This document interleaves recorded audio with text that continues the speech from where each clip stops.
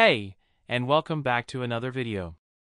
This is the 13rd episode of the narrative, which takes place 3 years after the war with the Akatsuki, and Naruto is ready to gain a surprising new colleague to finally take the Chunnin examinations.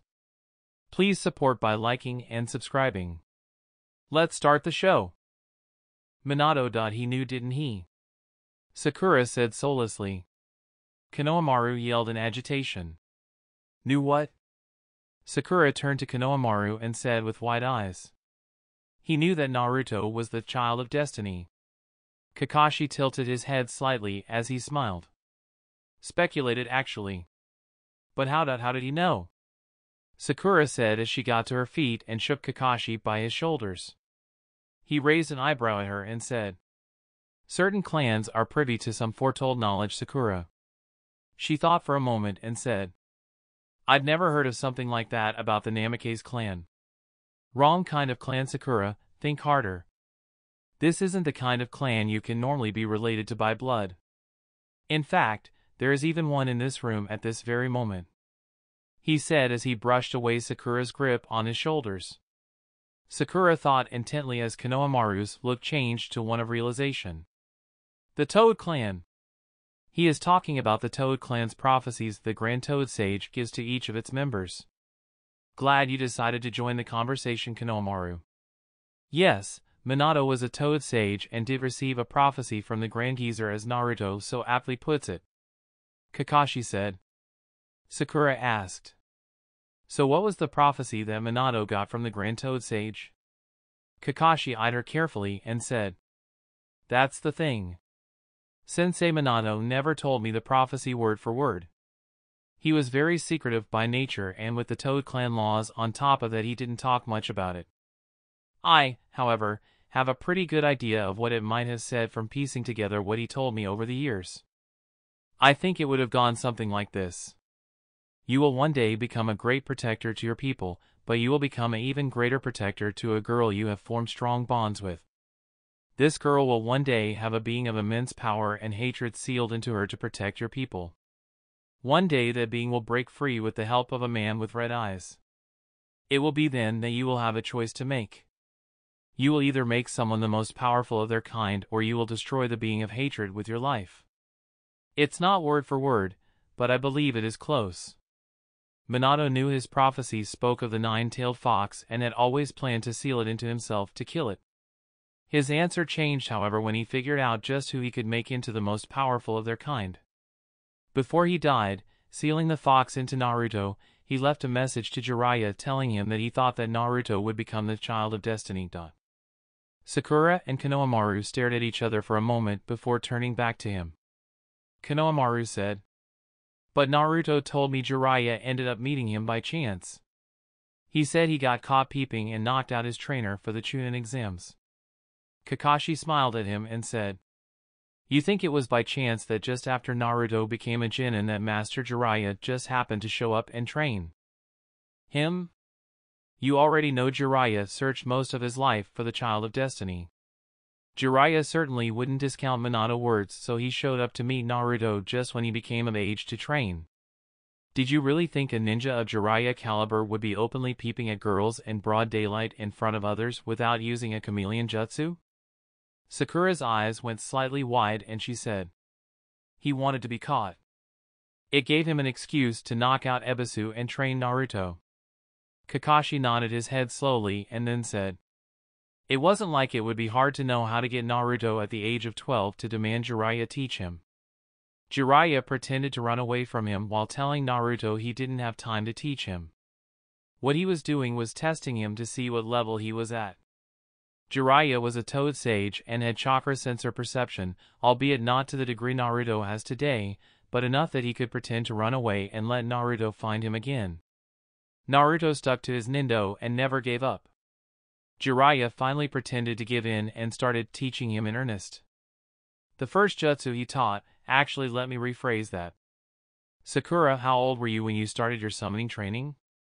She blinked blankly at his odd question and then said, Naruto taught me shortly before I turned 21. Kakashi turned to Konohamaru and asked, and how old were you, Konohamaru? I was 17, But what does that have to do with anything? Konohamaru said in confusion. Because you two trained to become fighting class summoners, not some low-level summoner. The first jutsu Jiraiya taught Naruto was summoning at the age of 12. You need vast amounts of chakra to become a fighting class summoner. So much chakra in fact that you are very unlikely to be able to even attempt it before making the rank of Jonin. Look at me, I can summon yet I'm nowhere near a fighting class summoner. The dogs I summon can fight, but they aren't suited for it. I use them for intel and tracking instead. You two on the other hand were trained to summon fighting class animals. They are summoned to fight beside you and even some of them are large enough to ride on. So why do you think Jiraiya taught him this jutsu first when he knew so many others? Kakashi said. Konohamaru and Sakura looked at each other and then turned to him with an unknowing look. Kakashi sighed and then said, perhaps to put him on the path to becoming a sage? Their eyes lit up with realization as Kakashi continued. The summoning jutsu is normally saved for last when a master trains a pupil to become a sage. Jiraiya taught him to first because Naruto's chakra levels were already so high. He was starting Naruto down the path to become a Toad Sage just like him and Minato at the age of 12. This is unheard of in our history that someone so young was handed jutsu to make them so powerful and that they would succeed in mastering them. Sakura gave him a confused look and said, so Jiraiya and Minato were trying to make him really powerful? Kakashi eyed her intently and said, not just really powerful, they were making him into the most powerful ninja of his time and possibly in history. A ninja that would save or destroy the world as we know it. Konohamaru looked at him in blank shock and hollowly said, you really mean that? Kakashi looked at Sakura and said, you asked me if Naruto was destined to become Hokage. Well, let's look at the facts. Actually, wait, I've got another question for you all that might help clear part of this up. Why do you think a few years ago Naruto stopped calling Lady Tsunade Bakon and started calling her mother? They all wore perplexed looks as Hinata said. I just thought he had grown up a bit and looked at Tsunade as a mother figure. Tsunade looked at them all seriously and said, no, it was because he found out I was his mother, twice removed from his real mother. I am his second aunt. Sakura's eyes went wide as Kakashi held up his pointer finger wisely and smiled. That's right, Naruto isn't only a descendant of the fourth Hokage. He is also a directed descendant of the very first Hokage. He is Hashirama Senju's great-great-great-grandson. He said. Konohamaru looked at him in blank shock as Hinata swooned and fainted, hitting the floor with a dull thud. Kakashi continued after glancing at Hinata while Tsunade went to her side. That means that Naruto is blood-related in one way or another to 4 of the 5 Hokages. He told me he considered the third Hokage to be like his grandfather and you Konohamaru like his little brother. In some ways he considers all of the Hokages as family. He is also the child of destiny and Minato made sure to give him the tools to become the most powerful of his time. He was trained by the village's most competent teachers because the third Hokage and the fourth Hokage saw to it. Naruto has taken their lessons and the tools handed to him and walked the same path as the Hokages that have come before him. He chose this path all on his own, the same way all of the rest of the former Hokages did. I do not know if he was destined to be our next Hokage, but he was destined to become the most powerful ninja of his time. And isn't becoming the most powerful ninja of the village hidden in the leaves the way to become Hokage? Hanabi was curled into a ball while leaning against Naruto's small bed trying to sleep as a new day dawned through the window of his room. She had been trying to sleep all night, but she could only fall asleep for a few minutes before waking up again. She tossed and turned her tired aching body trying to will herself to sleep, but sleep never seemed to last. She covered her head with her blanket to shield herself from the dark orange light that was gradually getting brighter with each passing moment. She felt Shizen walking lightly upstairs to wake her up and groaned to herself knowing she didn't have long before she would be found. She persisted in trying to go back to sleep until the very last moment. Shizen stood at the doorframe of Naruto's bedroom with crossed arms as they stared intently at the brown lump of woolen blankets covering Hanabi. She sighed loudly and said, I don't know why I even go to your room to wake you anymore. Hanabi groaned again and fell over under the covers with a dull thud. Shizen rolled her eyes in exasperation and said, "Breakfast is ready. Please come eat before it gets cold." Shizen turned and walked back toward the kitchen. Hanabi whimpered slightly in tired misery before pulling the covers off of her. She sat up on her knees looking dreadfully tired and sleepy. Her shoulders were slumped and her milky white eyes were bloodshot as she blinked a few times to clear her blurred vision. Her silky dark brown hair was a complete mess shooting out at odd angles. She yawned and stretched as her body popped and cracked all over before slowly standing. She nearly sleepwalked into the dining room and collapsed into her chair. Shizen gave her a disapproving look and then went back to her food. Sakura had several medical charts scattered around her plate and was reading one of them as she cut up her fried eggs. Sakura set the medical chart down slowly as she looked over at Hanabi. "Good morning, Hanabi," she said brightly. Hanabi was looking down through her breakfast plate and gave Sakura a tired moan as a greeting. "I guess you didn't sleep well," she said with a reserved look. Hanabi shook her head and said, "No, Naruto didn't come home last night, and I can hardly feel his chakra." Sakura finished the bite of egg she was chewing and said, "He is training at the Hokage training grounds right now, that's why you can't feel his presence right now." Hanabi picked up her head and narrowed her eyes at Sakura. "He still should have sent a clone home. He knows I can't sleep without him." Hanabi grabbed her head while trying to remember through her hazy thoughts. "I don't even remember how I got home last night. You collapsed on Konohamaru and fell asleep. You have been under too much stress lately, so I want you to take it easy for a while," Sakura said as she picked up her toast. Hanabi scowled at her slightly. "Hanabi, I'm a medical doctor as well as a friend. Too much stress is very bad for you and your condition," she said honestly. "If you think I'm going to stop training, then you're wrong," she said defiantly. Sakura sighed and then said, "I wasn't talking about training. I was talking about worrying about Naruto. He is fine, trust me. It's best if you two spend some time apart." Hanabi's chair screeched across the floor and banged into the wall behind her as she suddenly stood up. "You of all people should understand what I'm going through.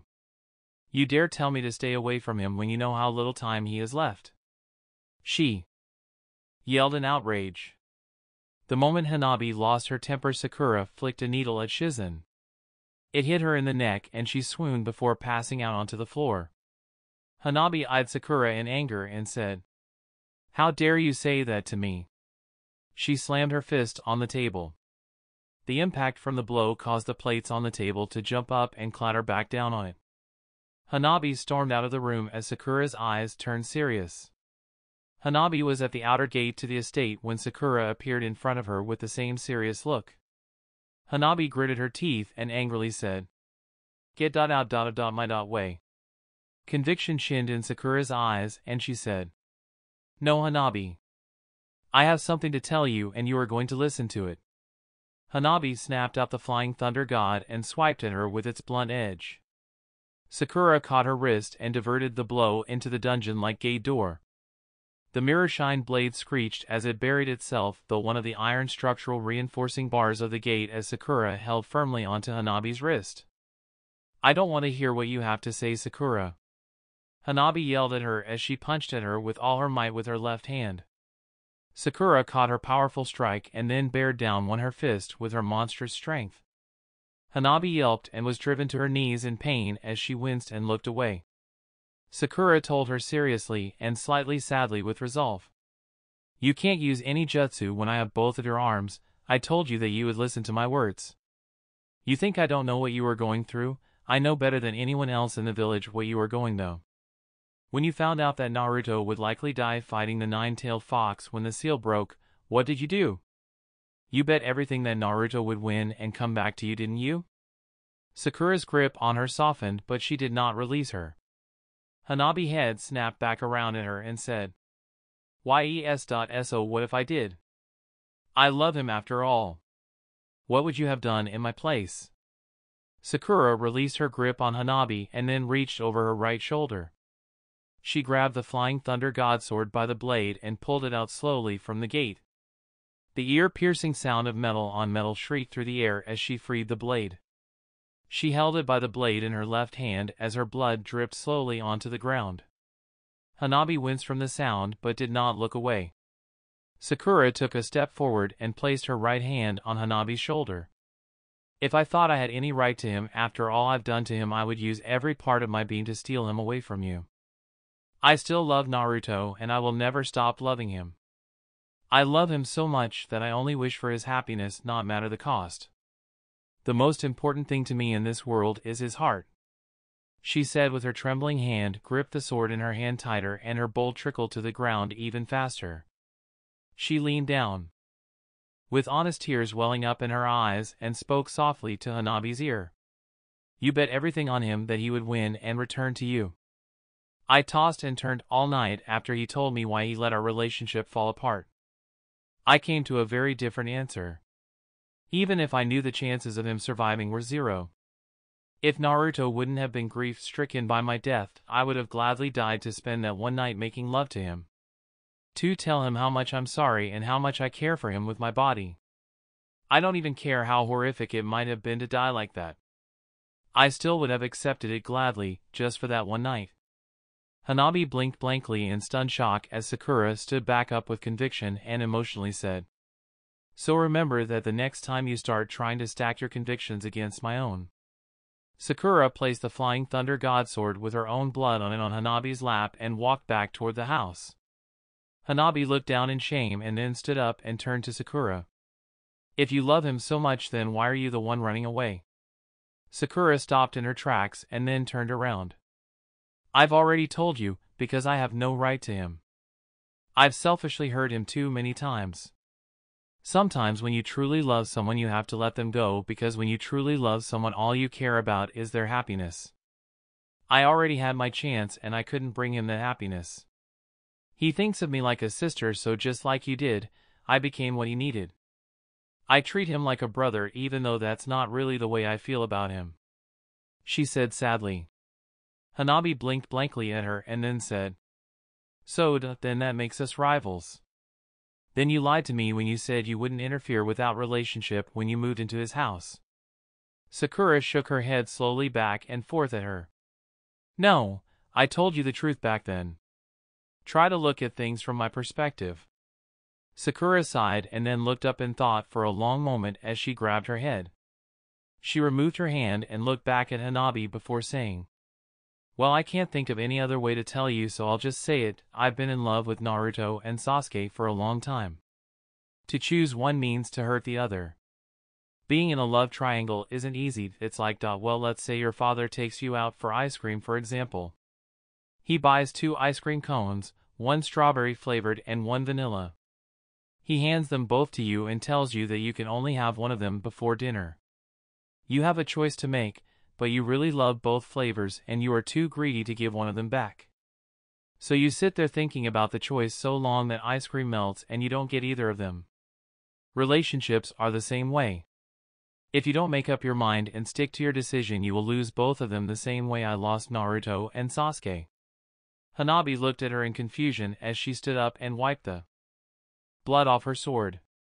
But Naruto told me he let the relationship crumble between you two, she said in disbelief.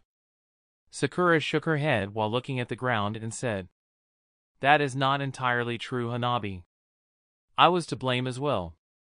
When we did finally start dating, I hid it from Sasuke when Naruto wanted to do the right thing and tell him. I failed to finalize my choice and tell Sasuke that I had chosen Naruto. I knew Sasuke wouldn't care in the long run. He never returned my romantic feelings for him. I was running from admitting it to myself and giving up on Sasuke. And so I also let the relationship crumble. I even felt a bit relieved when it did, because I could go back to selfishly loving them both, thinking at any time I could choose one or the other of them. But Naruto's love for me changed, just like the ice cream I compared him to. His love for me changed from a romantic love into the love of a family member. I foolishly kept making the same mistake I've been making for most of my life. I told myself that everything was the same and that it would never change. That I could go on making my decision as long as I liked. I knew deep down that Naruto's heart was changing, but I refused to admit it. Sakura's eyes quivered in pain. I know Naruto's heart better than anyone else. I know he is a very guarded person with his true feelings of love, yet he would give his life to protect a complete stranger.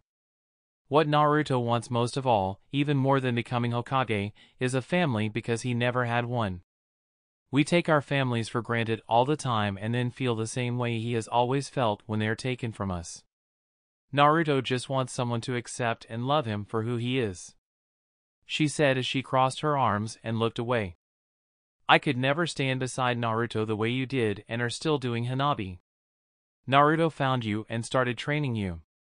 He found what I thought was out of his reach anymore. He found someone that accepts him for who he is. You accepted him. I knew I was no match for you because you gave him your whole heart while I could only give him half of mine, she said sadly. Hanabi stood up and sheathed her sword before saying, Then why did you move in with Naruto? If you still felt that way about him, then it must have been hard for you to see us like that every day. Sakura sighed and then turned back to Hanabi. Yes, it was hard in some ways. Naruto devoted all his time to you and your training. We barely talked even though we live in the same household.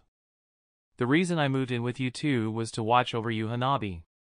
Hanabi looked at her intensely and asked, To watch over me? You said you wouldn't interfere with our relationship though. Sakura nodded her head slowly and said, I told you already, when you truly love someone you only wish for their happiness. Hanabi, you are my friend and I do love Naruto, but I couldn't give Naruto true happiness. You on the other hand might be able to. So I moved in to help you too. I wanted to make sure you didn't make any of the same mistakes that I did if I could help it. I wanted to stop you from making mistakes that could hurt him, just like the one you're trying to make now. Hanabi looked at her in slight offense and said, Mistake? What mistake? Sakura gave her a weak and sad look before saying, You need to stay away from Naruto. That connection you two share is far too strong right now. While you two are together, you are nearly linked. If Naruto fails to defeat the nine-tailed fox and dies in battle, you will likely die as well. Hanabi smiled honestly to her and said, That news is very comforting to me. I wouldn't want to live in a world without Naruto. Sakura looked at her desperately in shock and said, Hanabi! Think about it from Naruto's point of view. Do you honestly think he would want you to die because he failed? Do you think if you meet him in the afterlife that he would be happy that you died with him? You are also an heiress of the Hyuga clan. Can you really be so selfish to sever all ties to the living when your clan needs you so much? Hanabi looked away from her with pain in her eyes as she realized how selfish she was being. I still can't see myself living in a world without him, Sakura-kun, she said emotionally. Sometimes you need to be strong even when it hurts, Hanabi. That's what it means to be truly strong, Sakura said as they placed her hand on Hanabi's shoulder and then walked back towards the house. Hanabi's mind raced as she looked down in deep thought with a sad look on her face. She crossed her arms as she wore it in her head for a long moment before leaving through the gate. Hanabi entered training ground 36 still deep in thought. Can I really forsake this life to die with Naruto should he fail? She thought as she slumped down onto the ground. The words I told Sakura came to me so easily when I said them, and I meant them not, but... She fell over on her back and covered her eyes from the bright morning sun. Can I really do that? Can I really forsake the duties of my clan? Can I live with myself after hurting my clan, Sakura and Konohamaru? Then again, can I really live in this cold dark world without his warming light? Can I really be strong enough to leave him alone when it might be the last days that I can see him? She shook her head as she used her sleeve to dry her rapidly moistening eyes as she thought. No, I shouldn't be having these thoughts. Gaara told me I would have to take his Nindo as my own.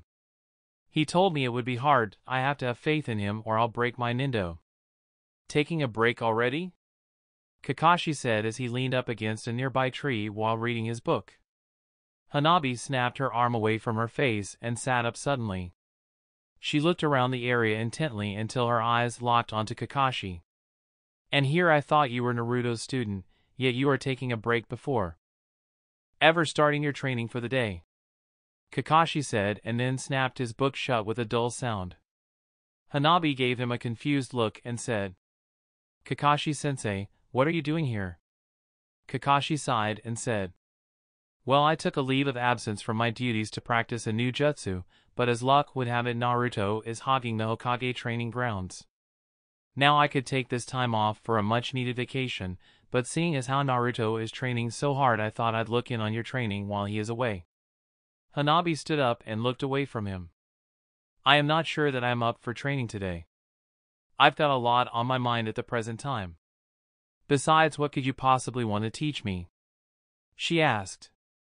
Kakashi looked up in thought and said, You don't think the legendary copy ninja that has mastered over 1,000 jutsus has anything to teach you?" Hanabi looked down and shook her head before respectfully saying, "I do not mean to sound arrogant or disrespectful, Kakashi-sensei. I only meant what could you wish to teach me that would help me over the jutsus Naruto has already taught me?" Kakashi smiled at her and said, "How about to never let your guard down?" Kakashi held up a short sword in a highly polished sheath in one hand and 2 kunai holsters in his other hand. Hanabi's eyes went wide as she quickly reached behind her for the Flying Thunder Godsword. She grasped for its familiar silk twine braided handle and polished wood surface, but only grasped empty air at her hip. "Why the surprised look, Hanabi? I'm not on the Hokage's successor list for nothing, you know," he said with a smile. Her eyes narrowed at him and she said, "I see, you want to test me. I'm supposed to get my weapons back from you then?" She planted her feet and raised her arms in a defensive fighting form. Kakashi shook his head at her and said, "No, Hanabi. I did this to prove a point." Hanabi relaxed her fighting pose as she gave him a confused look. "And what point would that be?" "That you can be separated from these weapons and have your strongest jutsu taken away from you," he said. "I already knew that. That is why I guard them so well. What is the use in proving that?" she said confidently. "Because I want to give you a weapon that you can't be separated from," he said as handed her back her sword and kunais. She gave him a confused look as he turned to the side. He went through 3 hand signs and lightning crackled to life in his hand. Lightning is your main element and it is a powerful weapon if you can master using it. If you can master it, you will have a powerful weapon that you can never be separated from," he said as he turned his head to look at her. Hanabi eyed the blue lightning that was dancing in his hand intensely. Kakashi looked at her seriously and said, "Naruto trains you with the lessons of the first and second Hokages, so you know what you are going to have to do to learn this jutsu." She looked at him and then returned her gaze to the blue lightning in his hands for a long moment. She raised her hand out and quoted her master. "If I want this jutsu, I'll have to reach out and take it on my own." She took a step forward and tried to grasp the lightning in his hand. The moment her hand touched the jutsu, lightning shot all through her body. She screamed and fell to her knees as bolts of lightning passed through her, but she didn't release her grip on Kakashi's hand right away. She gritted her teeth as tears broke the rims of her eyes, straining to not let go just before her body went limp and fell at Kakashi's feet. Kakashi slowly drew back his hand as they stared down at the beautiful girl at his feet. He shook his head at her in exasperation as he said, "That is certainly the Naruto way of doing things, foolish and reckless." Hanabi's head was stinging and she smelled the awful stench of burnt hair. She strained to open her eyes and sit up. She rubbed her eyes with both hands, trying to clear her blurry vision.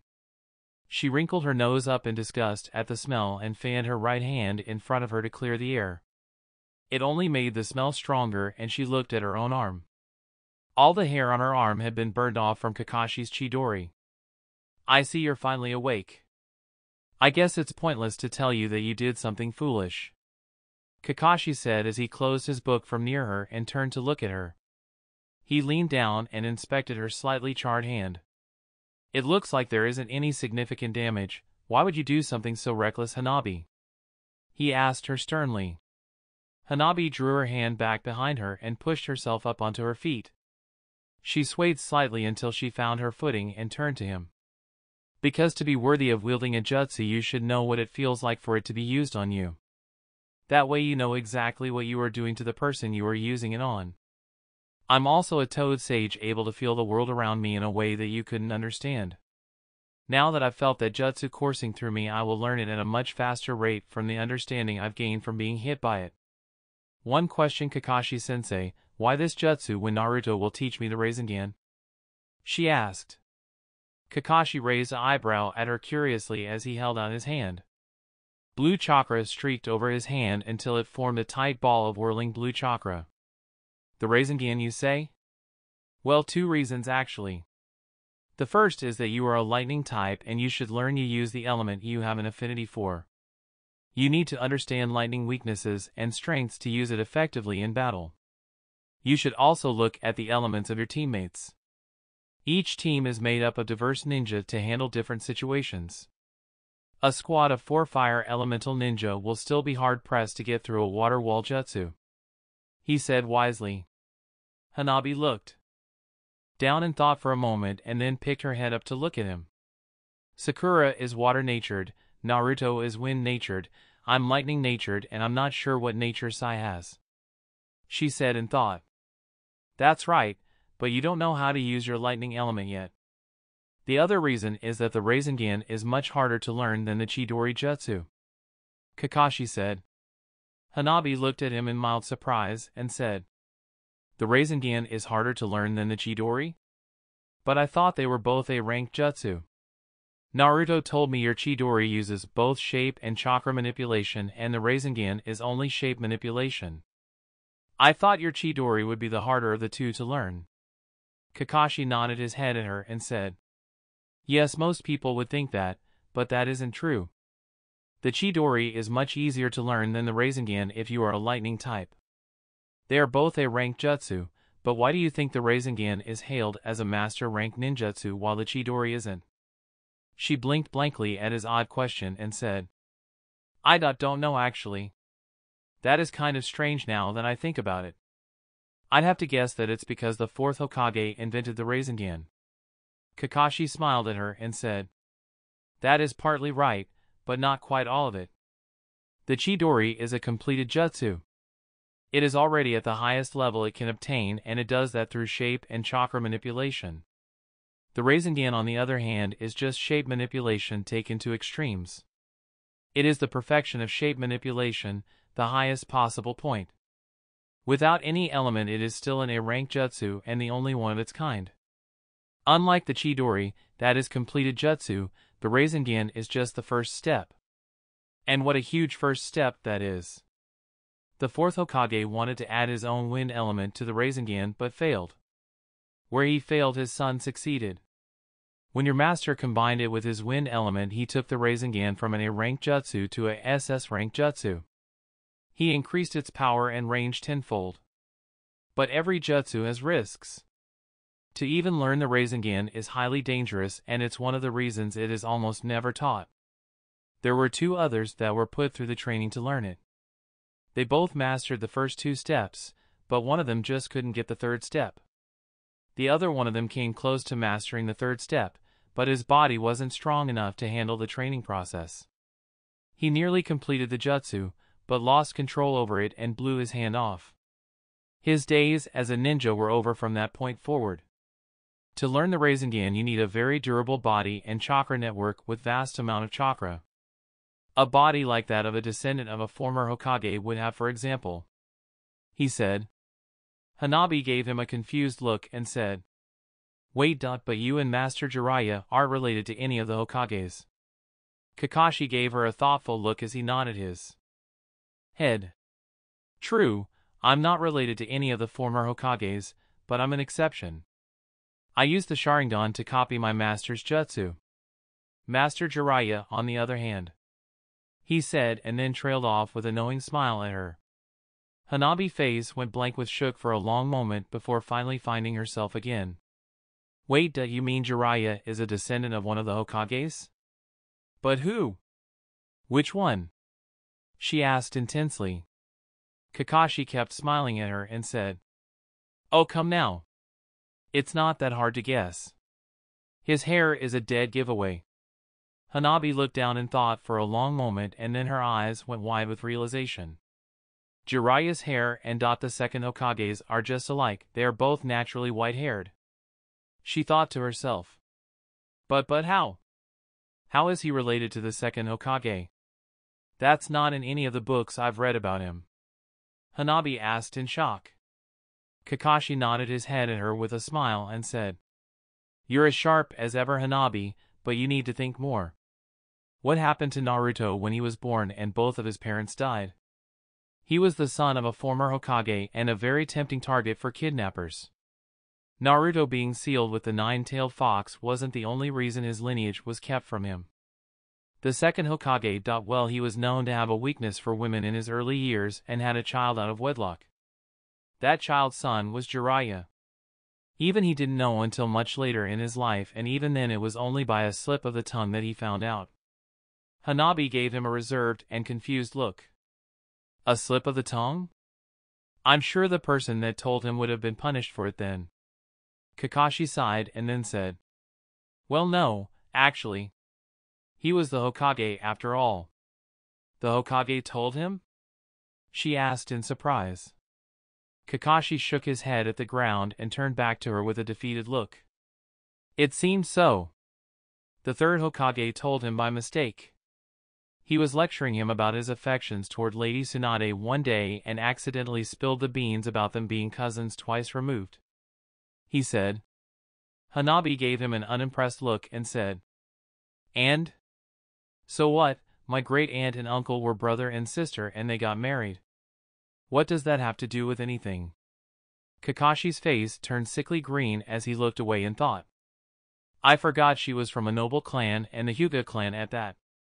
She probably doesn't see anything wrong with family members getting married to each other and having relationships. How to put this delicately? Well, you see, Hanabi, most people not from a noble clan find it. He turned to her and tried to say before she cut him off. She crossed her arms and gave him a flat look of annoyance. Oh, please don't start that commoner talk about incest. My great-aunt and uncle were perfectly happy together. Both of their children were born healthy and lived long lives. Not everyone has weak blood. We have to take steps to preserve our Byakugan, and it's the reason it has survived so long. After all, it's common in our clan to marry our siblings, and it is almost preferred when possible in the main house of the family. If I would have been born a boy, I probably would have had no say in my partner. I would have been forced to marry my sister for the sake of the clan. It is also common for members of the Hyuga clan to be attracted to each other in such a way. Both me and my sister had a crush on the same clan member when we were growing up as well. Kakashi blushed slightly with pervertedness and said, And who might that be? Hanabi's look of annoyance only deepened as she said, It was Niji.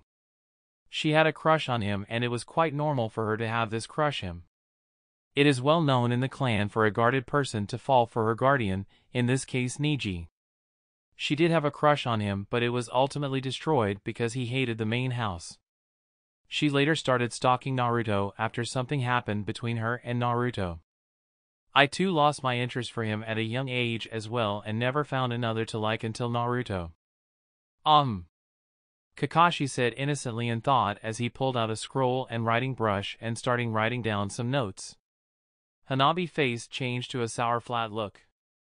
Picking up a pattern in the Hyuga clan's girls? She asked in an accusing tone of voice. Kakashi gave her a quick smile as he rolled up the scroll and put it away. My notes were completely unrelated to that, he said innocently. Hanabi glared at him for a long moment and said, Sure they were. Kakashi turned his attention back to Hanabi and said, Well, we seem to have gotten a bit off topic. The Chidori is lightning-based, so that means it is strong versus earth and weak to wind. The Rasengan doesn't have an element on its own, so it isn't strong or weak toward any of the elements.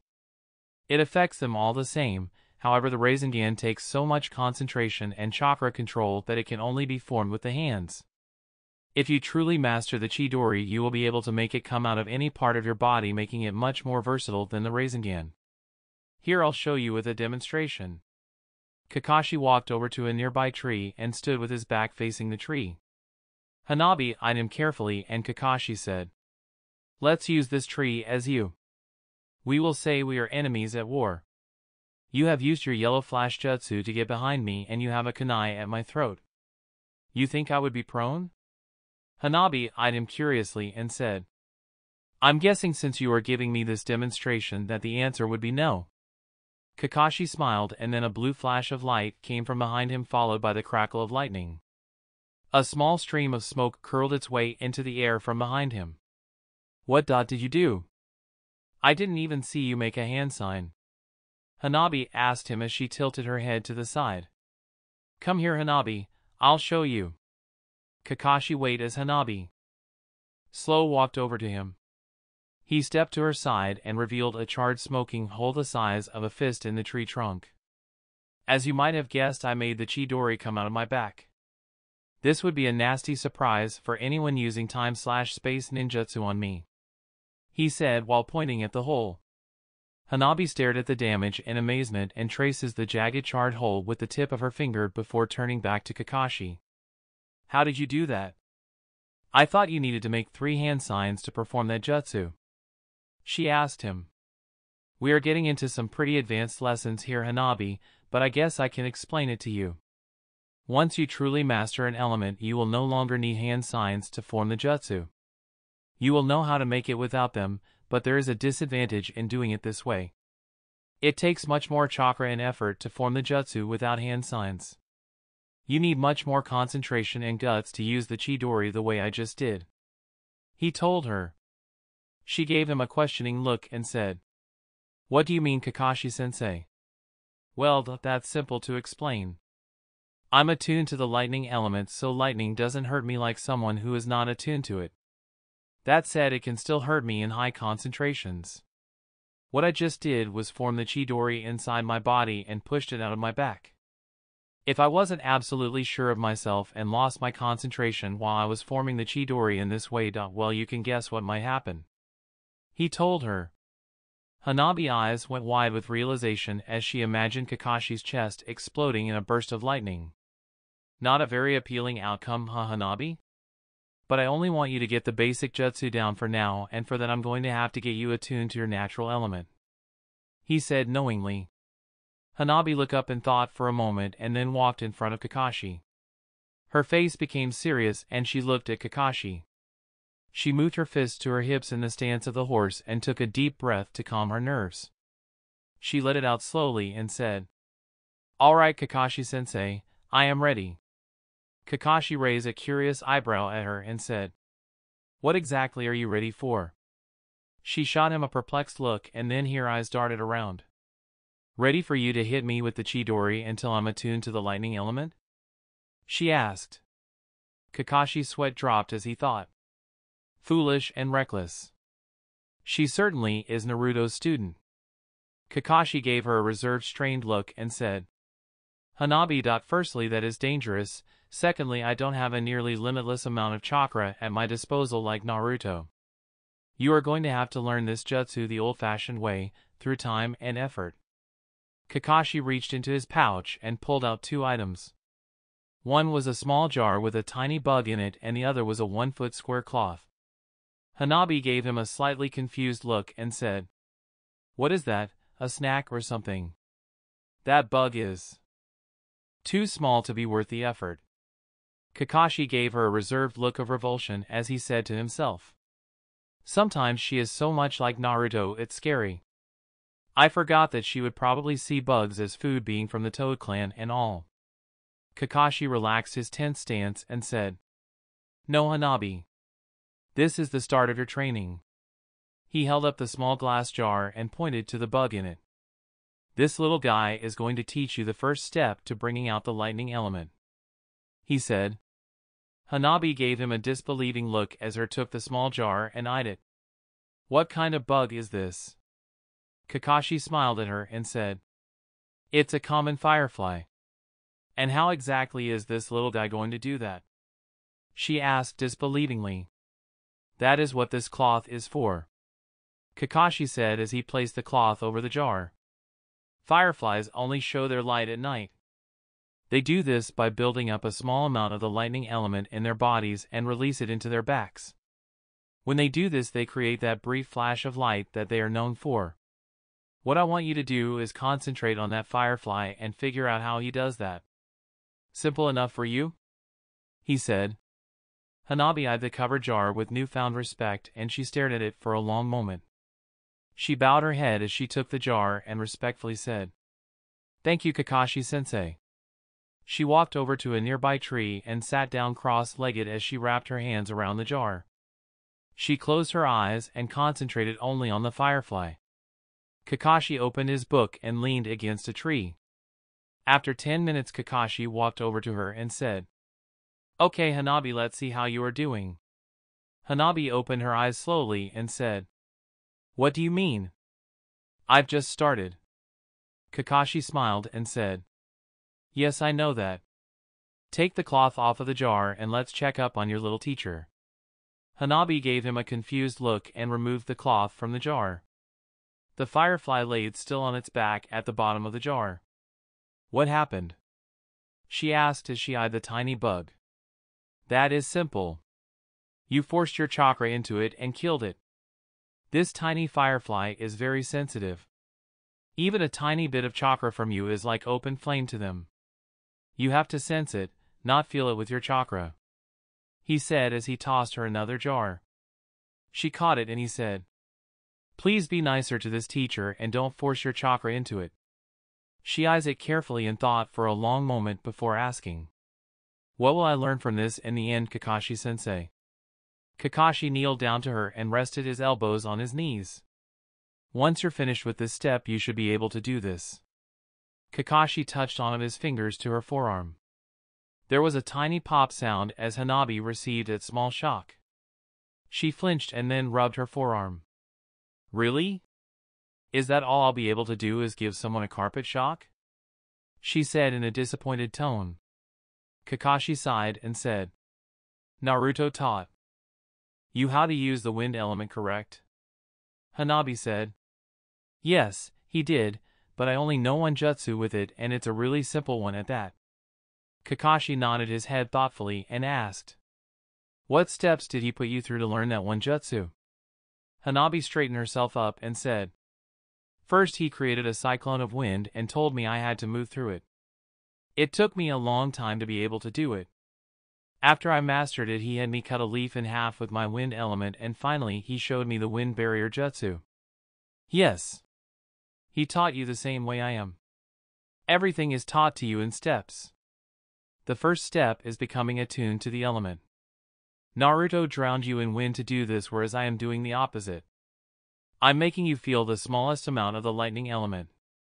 The next step will be to create that one tiny bolt. Once you do that, a world of lightning jutsu will open up to you," Kakashi told her kindly. She nodded her head and said, "Thank you, but do you happen to have a few more fireflies with you?" "No, that is the last one I have. I don't want you to try to shortcut this step with the shadow clone jutsu. You will have to earn this element on your own. The shadow clone jutsu will not help you complete this step," he told her. "I see," she said, and then wrapped her hands around the jar in concentration. The western skies were changing to an array of orange and pink as dusk approached. Kakashi was standing on a branch in the tree Hanabi was sitting by in the wooded training ground. He looked down over his book at her and thought, "She has been at it all day and she didn't even take a break for lunch. This must be the result of Naruto's training and her Hyuga pride. She doesn't even look tired, but still I can't let her stay out here all night." He jumped down beside her and said, "That's enough for today, Hanabi. I'll walk you home." She slowly opened her eyes and turned her head up to look at him. "I can keep going, Kakashi-sensei. I haven't even used any chakra yet. Hanabi, this isn't like sage training. You can't do it 14 hours a day and expect to get it down any faster. Besides, you haven't eaten all day," Kakashi said as he reached down and took the jar from her. Hanabi shook her head and honestly said, "Please, just a little longer. I think I am close." Kakashi looked at the jar in his hand and took the lid off. The firefly flew out and slowly rose into the air around the tree, sending off a green blink every few seconds. Kakashi watched it for a moment before looking back to her. "You're already doing better than I hoped for, Hanabi." Hanabi stood up and stretched her stiff limbs that protested with loud pops. Her arms fell to her sides and she looked over at him. "Really? I don't feel like I've gotten anywhere today," she said as she followed Kakashi toward the main road. "On the contrary, you have been at it with the same firefly for over 6 hours. It took the last person I taught this jutsu to a week before he could do that," Kakashi said as he slow-picked his way forward. Hanabi's eyes narrowed at him and though before she turned her head back to in front of her. "What is the real reason you are teaching me this jutsu?" she asked quietly. "I'm starting to miss teaching the young Naruto. I told you already that I'm teaching you this jutsu because we are both lightning types. In some ways, I'm leery of teaching you this jutsu," he said. She gave him a curious look and asked, "Why would that be?" Kakashi stayed silent for a long moment before saying, "It's because Konohamaru is your rival." I doubt he would admit it, but it is obvious. She asked him, "Why would that matter?" Kakashi glanced over at her and said, "Because the Chidori and the Rasengan have clashed in battle many times since I taught it to someone." Hanabi nodded her head knowingly. "Your last student was Sasuke Uchiha." "Yes, it was, and like you and Konohamaru they were rivals. I placed that power in his hands and he wreaked havoc with it. I am still not totally sure I want to teach it again, but on the other hand I think you will use it to protect people, not destroy them like he did," he said. Hanabi gave him a long look before softly asking, "Is really the only reason the head of the Umbu Black Ops is taking time off to teach me this jutsu?" Kakashi smiled weakly and said, "I owe Naruto more than you might think. The other reason is the same reason you didn't want to stop training today." Kakashi looked over at her knowingly. Hanabi looked down sadly and said, "Tu didn't want to stop because if I'm not training I can only think of him," she admitted shyly. Kakashi continued to walk beside her and said, "I know that. By helping you I am helping him. It is my duty as his sensei after all to help him with his students. Maybe it will put your mind at ease to know Naruto is doing this exact type of training at the Hokage training ground." Hanabi touched the small of her neck as she smiled slightly and said, "Actually, that does put my mind slightly at ease to know we're training at the same thing. It's almost like he's standing beside me helping me, even when he's not here."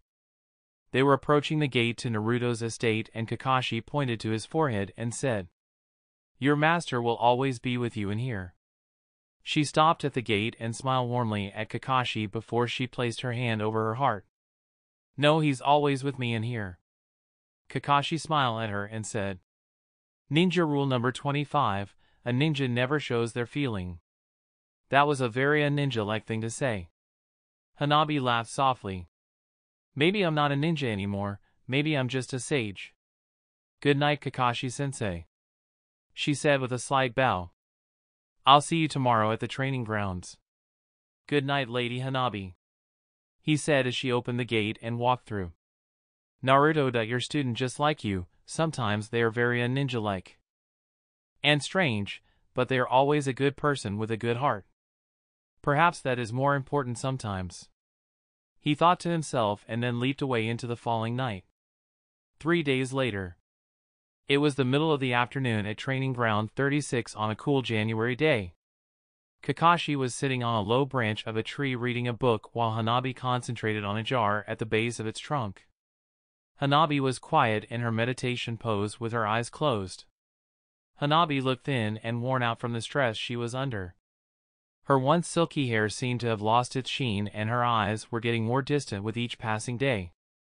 Her chakra addiction is taking its toll on her. She can't sleep and she is forgetting to eat all the time now. She should have gotten this part of the training by now. She obviously can't concentrate because of her withdrawal symptoms. She's a tough one though and she hasn't complained yet. But even she has a breaking point and I think she might be nearing it. Kakashi thought as he stared down at her from over his book. Hanabi opened her sad, distant eyes and slowly set the jar she was holding aside. Taking a break, Hanabi? Kakashi asked while reading his book. She turned to him and gave him a weak smile and said, "Yes, I'm going to go wash my face." Hanabi rose and lifelessly headed to the back of the training ground the stream was. Kakashi watched her intently as she walked out of his sight. Hanabi kneeled down at the bank of the slow-moving stream and stared into its cold crystal waters. "Naruto, where are you? How much longer do I have to be away from you? I think I'm starting to forget who I am without you around. I'm starting to forget what I am fighting for. I just want to see your face again, even if it's from a distance. Just show me there is still warmth in the cold, dark world, because I just don't know how much longer I can take this. It's only been 4 days, but it feels like a lifetime to me," she thought as her trembling hand covered her sad, tear-stricken eyes. She fought to keep her breathing from turning into sobs for a long moment. She suddenly plunged both of her hands into the water and splashed her face with cold water to wash away her tears. The water stung her milky white eyes and made them even more bloodshot than they were before. She wrapped her arms around her knees and stared sadly into the shifting reflective surface of the water, lost in her own memories. Each happy memory that surfaced in her mind only brought her sadness, because it only increased her longing to see the person she loved the most. Kakashi walked up behind her and said, "Hanabi." She was so lost in her memories that she did not hear him and continued to stare out at the water. "Hanabi!" Kakashi nearly yelled, and Hanabi snapped out of her memories with a start. She looked at him wildly for a moment, and then her expression slowly shifted back to a sad, distant, and lifeless stare. "You've been over her for almost 20 minutes. That is a little long just to wash your face. Is there something on your mind?" he asked as he sat down next to her. Hanabi rested her head on her knees and stayed silent. "This really isn't like you. When we started this training you didn't want to stop, and now you're not even trying. You're doing everything half-heartedly," he said quietly. The only sound was babbling of the stream for a long moment before Hanabi hollowly asked, "Kakashi-sensei, I know this might be a stupid question, but do you know what it feels when someone you care about dies?" Kakashi nodded his head and said, "Yes, I know that feeling all too well. I've never lost anyone really close to me, but I think it feels like what I am going through now. How do I deal with this pain and loneliness? I just feel so lost and helpless.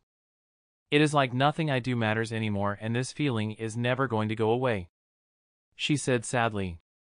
Kakashi turned and looked at her, then returned his eyes to the water. I know what you are going through. I've lost countless comrades and friends over the years. It's never easy when someone dear to you is taken from you. Dealing with the pain of that loss never gets any easier, no matter how much time passes. You have to accept that pain and move on. It is one of life's most bitter lessons that we all have to learn, Hanabi. As for finding meaning in what you are doing, well, I guess there isn't any if you are going to talk about Naruto like he is already dead," he said. "Two didn't mean it like that, it's just that's what it feels like. Like something inside of me is dying," she said in a strained voice. "You know, in these past few days Naruto has been dealing with the same situation as you, and I bet he even once lost sight of what he was fighting for." "No, actually I'm sure he didn't, that is just the way Naruto is. You can't stop thinking about him and you are getting down and becoming half-hearted.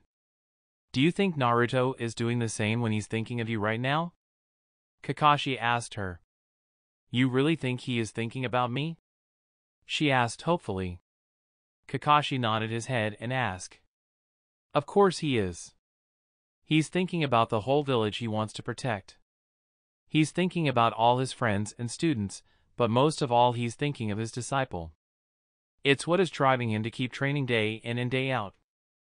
Hanabi stared off into the distance and thought for a long moment. "How about I make a deal with you, Hanabi?" Kakashi said as he stood up. Hanabi gave him a tired look of curiosity and asked, "What kind of deal?" Kakashi said, "If you are able to master this jutsu, I'll take you to see Naruto." A faint glimmer of life returned to Hanabi's eyes. "You really mean that?" she asked him desperately. Kakashi nodded his head and said, "Yes, I do, and if you want to master the Chidori, you better put your full effort into it." Hanabi gave him an reserved smile and went back to her place to train with renewed vigor. The next day Hanabi threw herself wholeheartedly into her training. Kakashi didn't arrive until it was nearing noon. He slowly walked over to her and stopped in front of her. "Have you learned anything yet? Do you see how the firefly is changing its chakra into the lightning element?" he asked her.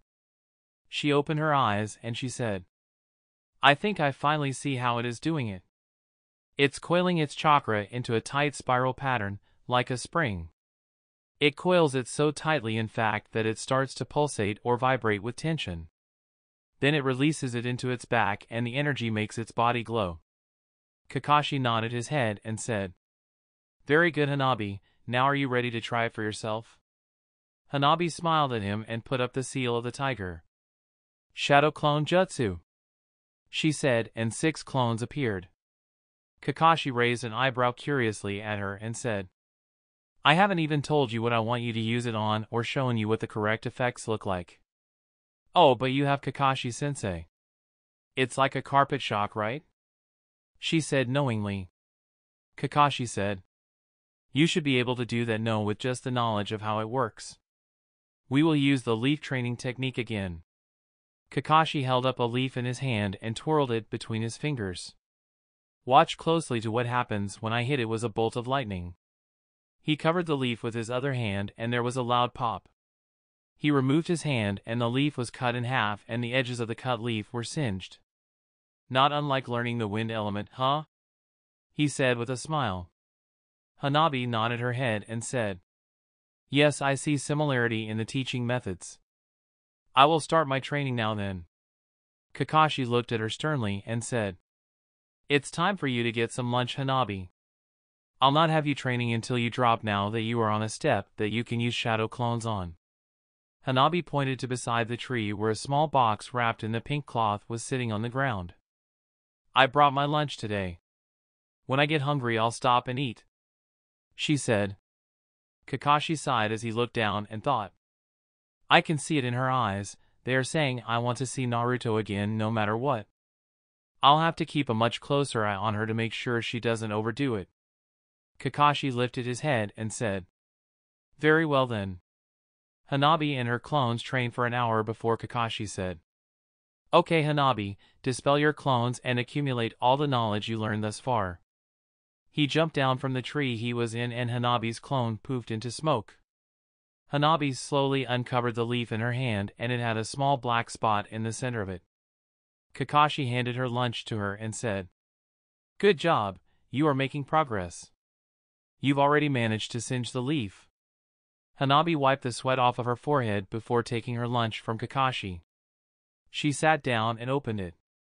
"This is much easier than learning the wind element. It took me almost a month to even nick a leaf with wind." Kakashi sat down near her and said, "That is the difference between learning primary element and learning the others." Hanabi pulled an inch-long black beetle out of her lunchbox and popped it into her mouth. She crunched loudly on it and swallowed before asking, "Do you want some of my lunch, Kakashi-sensei?" Shizen was away and I packed too much. Kakashi's face went a slight shade of green as he held up his hands with a strained smile and said, No, that's all right. I just ate." Hanabi shrugged casually and continued eating. "Do you really enjoy eating bugs?" "It doesn't really suit the diet of Hyuga Eris," Kakashi asked after a long moment. Hanabi stopped just as she was about to put another large beetle in her mouth and gave him a confused look. "What's wrong with eating beetles? It's common to eat them in other areas of the world," she said and then bit the beetle in her hand in half. Kakashi gave her a slightly strained expression and said, "It's only common in very poor countries because food is so scarce." Hanabi chuckled at his uncomfortable expression. "They are a good source of protein. I just get a craving for them sometimes. I used to eat them all the time when I was away on Mount Maiboku. At first I hated them, but after a while I grew to like them. It's a comfort food for me that reminds me of my time away training to be a sage," she said while eating. Kakashi asked, "Didn't you say that your sage training was 14 hours a day? I figured if anything you'd never want to eat another beetle again." Hanabi smiled brightly at him and said, "The training was grueling, but I also have some very happy memories from there as well." Kakashi gave her a curious look and said, "Can I ask about these memories that are making you smile when you've been down so much lately?" Hanabi looked up in thought while still smiling for a moment and then said, "Well, would it surprise you if I told you that me and Naruto have a house on Mount Maiboku?" "Naruto built you a house?" Kakashi asked in disbelief. Hanabi laughed and then said, "Well, kind of. The elders were always harping on me for sleeping next to Naruto. That and they are quite a couple of characters to live around, so one day Naruto decided he wanted to build his own house so we could have some space. As you might have guessed, it was a disaster. His first 3 houses all collapsed within hours of them being built. Gamakichi and Gamatatsu came over and tried to help, which only made matters worse. Finally Gamabunta came to see what all the commotion was about and Naruto explained what he was trying to do. Gamabunta understood and empathized with Naruto. He told him that even he didn't think he could stand living with the elders for long. He showed Naruto and his 2 sons what to do, and by the end of the day we had a small one-room house to live in. It was little more than a small room with a table, scroll shelf and 2 moss blankets on the floor for a bed, but it was ours. Just before we left, the Toad clan put a name plate on the door that read Naruto Uzumaki and Hanabi Hyuga's house. It was something so small, but it made me so happy." She smiled brightly at Kakashi. "I see. So that is what you were remembering when you eat the beetles," he said. Hanabi nodded her head shyly and said, "They said we were welcome to come back and live with the Toad clan anytime we wanted." Kakashi asked her, "Do you have plans to one day go back there and live among them? Permanently?" She shook her head and said, "We can't. Naruto wants to be Hokage and I have my clan to think about. One day I'll return to train the next Toad Sage and then I'll call that house my home again for a time." Kakashi was mildly surprised at her maturity and said, "You are already thinking about training the next Toad Sage?" Hanabi shrugged and said, "Yes, but it's just thinking at the present time. I'm still in training myself. I just know what I am charged with as a Toad Sage, that's all." 2 days later Kakashi waited by the gate to Naruto's estate reading his book when the door opened up. Sakura, wearing her white medic's coat, came out and said, "Good morning, Kakashi-sensei. Hanabi will be here shortly. I see you are off to get an early start at the hospital again, Sakura," Kakashi said. Sakura gave him a slightly spiteful look and said, "Well, it's not like anyone can sleep in when Hanabi is in training mode. She is so much like Naruto sometimes that I just want to clobber her sometimes." Kakashi sighed and said, "I know what you mean, but clobbering a Toad Sage isn't the best of ideas." "I know," she said sourly. Sakura waved goodbye to him and a few moments later Hanabi came through the gate and greeted him. "Morning, Hanabi, let us be off," he said as he read his book as he walked. Hanabi gave him a confused look and said, "Kakashi-sensei, I know that must be a really good book, but the training ground is the other direction." I know that. We aren't going to the Hyuga training grounds today.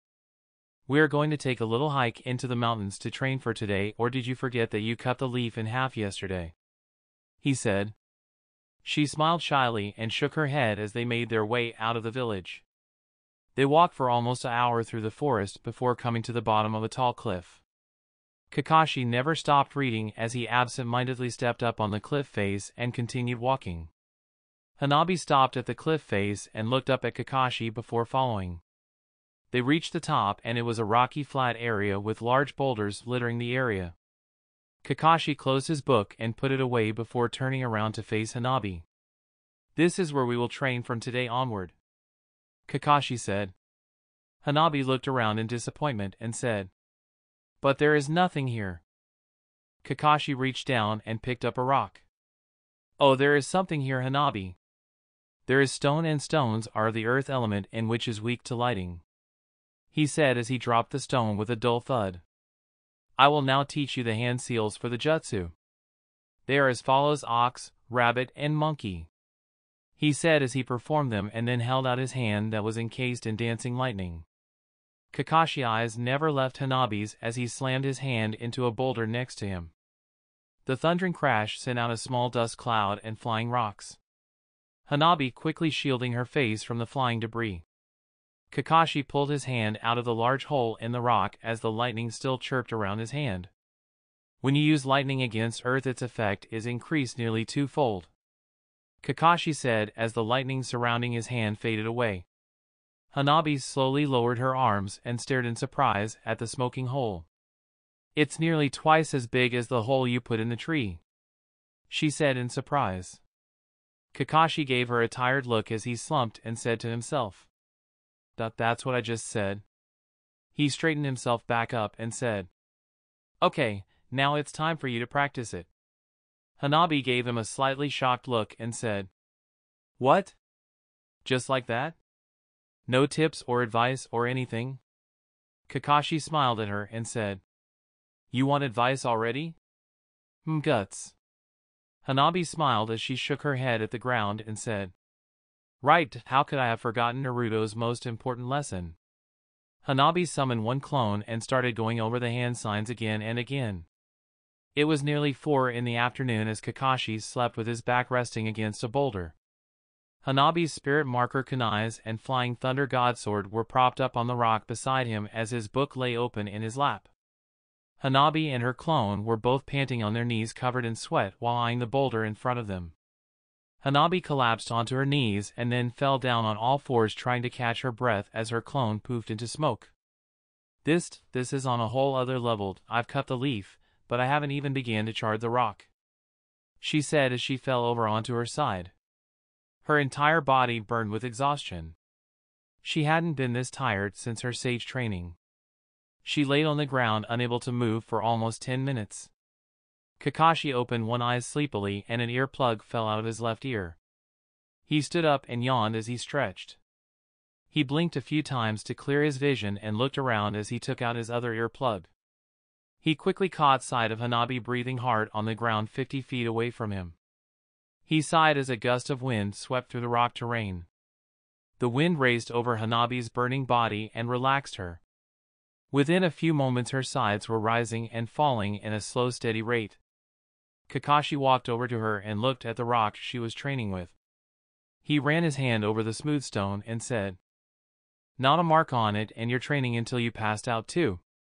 I guess it isn't a surprise considering who your master is." He picked her up in his arms and carried her into a nearby wooded area.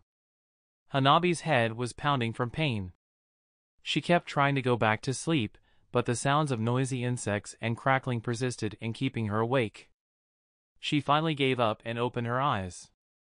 There was a blurry dancing orange light near her and everything else was dark. She rubbed the sleep out of her eyes and then grabbed her head as she sat up. "Ouch, my head is killing me. Did Rock Lee kick me in my sleep?" she said to herself. "No. It's the side effects from the food pills I had to give you because you overdid it. I told you to stop and eat lunch," Kakashi said sternly.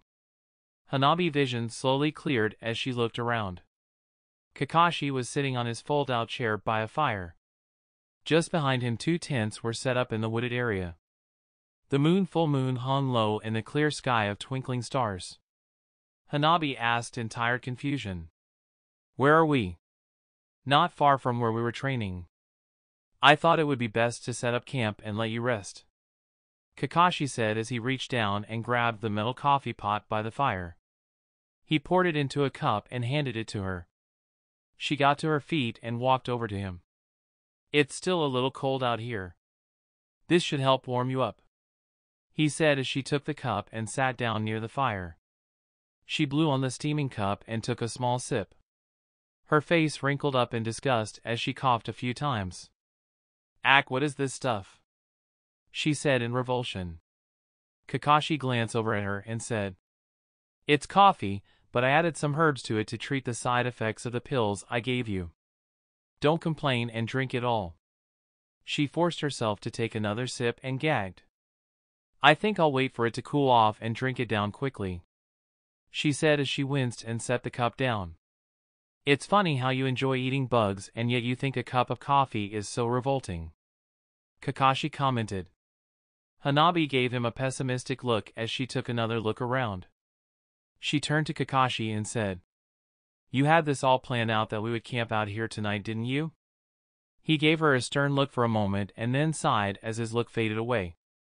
He leaned back into his chair and watched the smoke from the fire lazily drift into the air. It's more like I was prepared for it. This isn't my first time teaching a hyperactive ninja, he said knowingly with a nod in her direction. Hanabi raised her hand to her head and started forcing healing chakra into it. You're talking about Naruto, I assume. Of course I am. You two are so different, but at times you two are so alike it's uncanny. Your personalities are nearly complete opposite.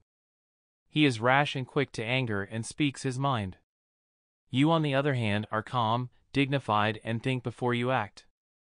Naruto doesn't care if you are the king of all civilization or the poorest beggar, he will treat them all the same.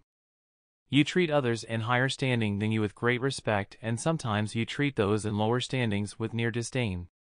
Then again you both are very devoted to your training and do it to excess. How you look at a situation is completely different, but in the end you both seem to come to the same conclusion, he said as he watched the fire. Hanabi was deep in thought for a moment and then turned to him before saying, I don't know whether to feel insulted or complimented by your words, Kakashi-sensei. Kakashi said, Don't feel either. Just take it as my perspective of you from what you have shown me. Nothing more, nothing less. Hanabi nodded at him silently. I know how learning an element works, Kakashi-sensei. Naruto taught me all about it for when my time comes to teach my students. You give them the tools they need to perform the jutsu and let them try to do it on their own. When they fail they will realize that you are the master and they are the student. And by acknowledging that you are the master you give them a hint or a nudge in the right direction.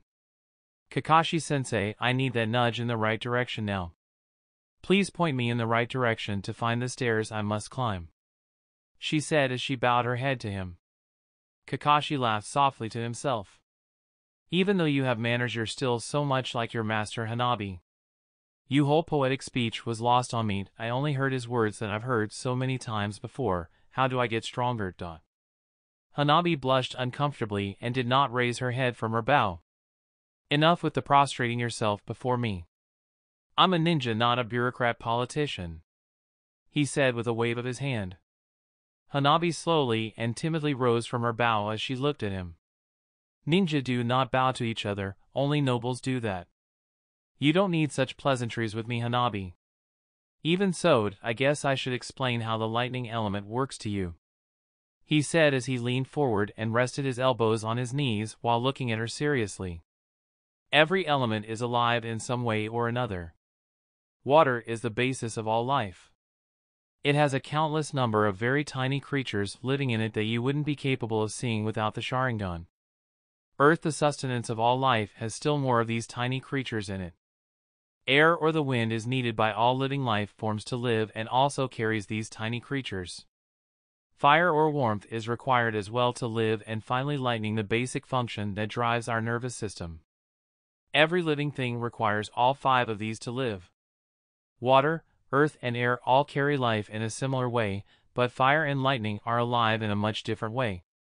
Fire can spread and grow faster than any gust of wind or faster than any mountain can grow. Fire, the devourer of life, is alive itself and grows from devouring that life. Lightning is a little bit different. Lightning is a positive force that seeks a negative force. The most common negative force is earth. This is why it always arcs to the ground, but the instant I put it closer to another person than the ground it arcs through them. The instant before I impact someone with my Chidori it paralyzes them, making them an easy target. This is why it is the ideal tool for assassinations. But how do I do that? My lightning is barely a spark, Hanabi asked desperately. Kakashi smiled at her and put his hands together. Right now you are able to do this. There was a pop noise between his hands. With that same amount of energy I can do this. He pointed his first and middle finger at her and a bolt of lightning jumped from one finger to the other. It created a defying crack of thunder that reverberated and echoed across the landscape. Hanabi started from the sheer enormity of the sound. Did you see the difference? Kakashi asked calmly. Hanabi blinked a few times trying to clear the tracers from her vision and then shook her head. No, it was too fast for me to see. They both seemed completely different to me. She admitted as she covered her eyes in pain. The answer is simple and you have already heard it before. The Chidori uses both chakra and shape manipulation. Lightning is alive and cannot be totally controlled. It can however be shaped to a degree. He said. Hanabi eyed him carefully and said. Naruto said the same thing about the wind element. He told me to make it thin and sharp, but the question now is what shape is best for lightning. Kakashi only smiled at her. I see, so I'm supposed to figure that part out for myself then. She said knowingly. Kakashi laughed quietly to himself as he watched the fire. 1 week later. It was a cool day without a cloud in the deep blue sky. The sun shined brightly from overhead as Hanabi and her 2 clones kept trying to perform the Chidori on a large boulder. She was sweating and barely holding herself upright as her arms hung limp in front of her. She swooned and fell over as her clones popped into smoke. She took several sharp breaths as she thought. Erg! I've tried everything. Big, small, fat, thin, coiling the energy to the right and the left, but nothing is working. My lightning still looks like a straight beam, not like Kakashi-sensei's jagged lightning. It moves too fast to be sharpened, but what else can I try? I've only have 3 more days before Kakashi-sensei's leave is up. If I don't learn it by then I won't get to see Naruto. Kakashi watched her from a distant tree well out of her chakra sensory perception range and said to himself. I wonder how much longer it is going to take her to figure it out. Hanabi wiped the sweat from her face with her hand and rose to her feet. She summoned 2 clones and went back to training until near dusk. Let's call it a day, Hanabi. I don't want you to train until you drop again. Unless you want me to force feed you those food pills again. Kakashi said to her. Hanabi turned to him clearly exhausted and gave him a sour look. No, I don't think I ever want to take those food pills again. She told him in a tired tone. Kakashi gave her a slight smile and said. Good, let's head back to the village for tonight. I am out of provisions for camping out here. I've already broken down the camp and I'm sure you wouldn't mind sleeping in a normal bed for tonight. Hanabi's expression changed to a pained one as she turned her face away from him. Actually, can we just... She started to say and stopped with her mind racing. Did you say something, Hanabi? Kakashi asked. Hanabi shook her head and said. No, Kakashi-sensei. She followed him as he headed back toward the village. How could I tell him that I didn't want to go home because it reminds me of Naruto? She thought sadly. Her world only seemed to grow darker like the falling night as Kakashi led her back to Naruto's estate. Once they reached the gate, Kakashi said, Good night, Hanabi. Get a good night's sleep so we can practice in the morning. Hanabi's mind was far away as she quietly said, Right, good night, Kakashi-sensei. She opened the gate and went inside the house. She took her shoes off at the door and Shizen greeted her from the archway of the kitchen. Well, I see you are back. How did your training go? Hanabi gave her a weak smile and said, I am still working on it. You look dreadful and I can smell you from here. Why don't you go take a shower while I get dinner ready? Shizen said while holding her nose at Hanabi. Hanabi sniffed the front of her uniform and then wrinkled up her nose at her own body odor. Yes, Shizen, I think I will. Hanabi said and then went upstairs to take a shower. She came back down a little while later with her hair still damp. She ate her food quietly and took her plate to the sink in the kitchen. She started her head to Naruto's room, but stopped at the foot of the stairs deep in thought. No. That is the last place I should go right now. I think I'll go sleep in my own bedroom for tonight. She thought as she sighed and shook her head before heading upstairs. She opened one of the double doors to the master bedroom that had a lotus carved on its dark wood surface and went inside. Her bedroom had several dressers in it and a mermaid fountain in the far corner of the room for a shower. Her king-sized bed was covered in a black silk comforter with a nightstand next to it that had a single picture on it. The picture was of Naruto getting hit on the head with rock with his eyes bulging out of his head that was taken on her first mission.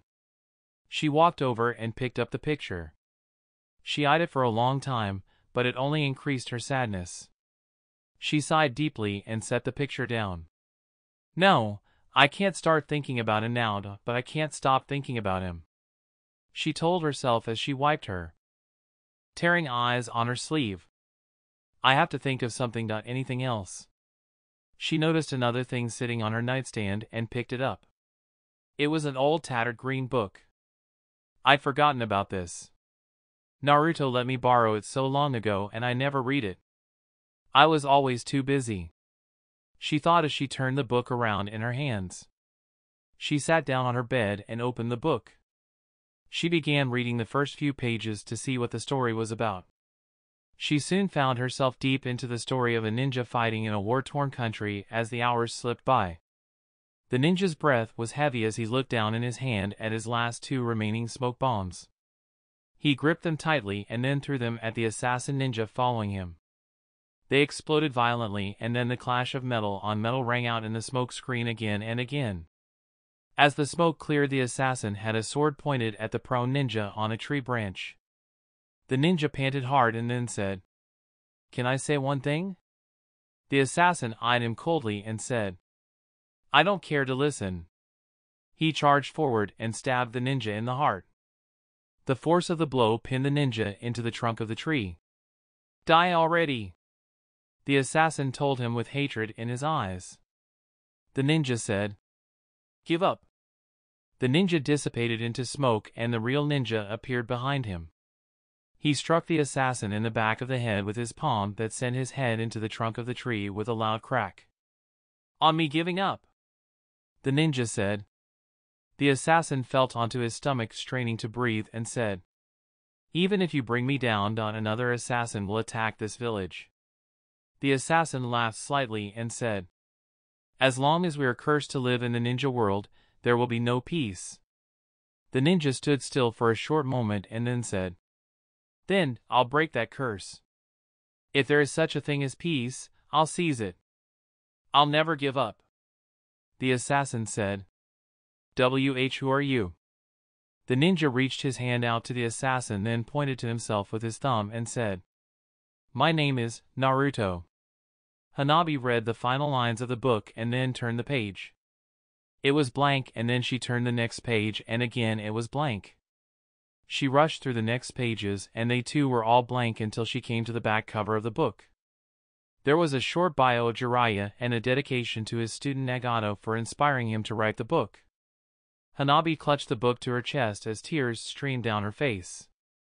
"The main character, he really is just like you, master," she said to herself as she pulled her knees in close. "I miss you so much, Naruto," she whispered to herself as tears rolled off her cheeks and her body trembled. Hanabi was lost in her own thoughts for a long time before she set the book down on her end table. She stood up and went over to the mirror on top of one of her dressers. She wiped the tears off of her face with a cloth and set the cloth down. Resolution replaced the sadness in her eyes as she strapped her kunai holsters on. "I have to master the Chidori to see Naruto. I have to be missing something. There has to be a reason why my lightning is straight and Kakashi-sensei's is jagged," she thought to herself as she closed her eyes. Flashback. A very young Hanabi was sitting at a desk in the corner of her father's office reading a jutsu scroll as punishment for not learning a move correctly. The door creaked open and Hayashi walked into the room and sat down at his desk. Hanabi looked over to her father and said, "Father, I do not understand why you said that I did not perform the attack correctly. I've read over this scroll again and again. I have not seen a difference in the way the scroll tells me to perform the attack and the way I did it in practice. Hayashi pulled out a writing brush and started working on the documents in front of him. Everything is learned in steps, my daughter. When you fail at one of them, you should go back to the previous steps and see what you have missed. Try relearning the attack step by step and what you have done wrong will become clear, he said without ever giving her a glance. Hanabi's eyes narrowed at her father in thought for a moment, and then she went back to the beginning of the scroll. She read over the very first step and then looked down in shame as she found what her father was talking about. I see, father, I did not lead into the attack with my left leg, she said quietly. Hayashi's only response was a slight smile as he continued his work. Flashback end. Hanabi thought for a long moment before pulling one of her spirit kunais and disappearing. Hanabi reappeared on the other side of town and headed into a wooded area. The path she was following seemed to move back and forth for no reason. It was so dark that she had to use her Byakugan to make her way through the thick woods. I had to have missed something when I was training with the firefly, but what could it be? She thought as she pushed a tree limb out of her way. She made her way through the thickest part of the undergrowth until she came to a clearing. The chirp of insects filled the air around the wide shallow pond. The pond was littered with lily pads and cattails. In front of her was a boulder 2 feet high that the top of it had been cut off to make a smooth bench to sit on. She stepped to the edge of the water and a startled fish darted away from the bank, sending small waves rippling across the top of the water. The wave's crest caught the pale moonlight as they rippled to the opposite bank. Hanabi's eyes were scanning that far bank, intently searching for what she had come for. After a long moment of searching, she sighed and dropped her head down. It's too soon in the year for fireflies to be out here, I see. I thought for sure Choji's special place wouldn't let me down, she said quietly in disappointment as she deactivated her Byakugan. She stared off into the crystal water's surface, thinking until she saw something out of the corner of her eye reflect off of the pond. Her head snapped up as she intensified her gaze at the far bank, almost like she was willing herself to see what she thought she had seen. She smiled as she saw a small green light blink on the far bank and then another green blink. Soon the far bank was covered in hundreds of blinking green lights. She lightly stepped onto the water and slowly made her way over to them until she was surrounded by fireflies. Hanabi held her hand out in front of her and a firefly landed on her palm. Her smile brightened as she said, "Maybe this is the work of Kami. Maybe he favors me and has made the fireflies come early so I can see Naruto again." She covered the blinking firefly with her other hand as she sat down on the bank and closed her eyes. "All right, Mr. Firefly teacher, show me what I missed the last time. I'll try my best not to hurt you," she said as she stretched out her mind in all directions to feel and sense everything that she could.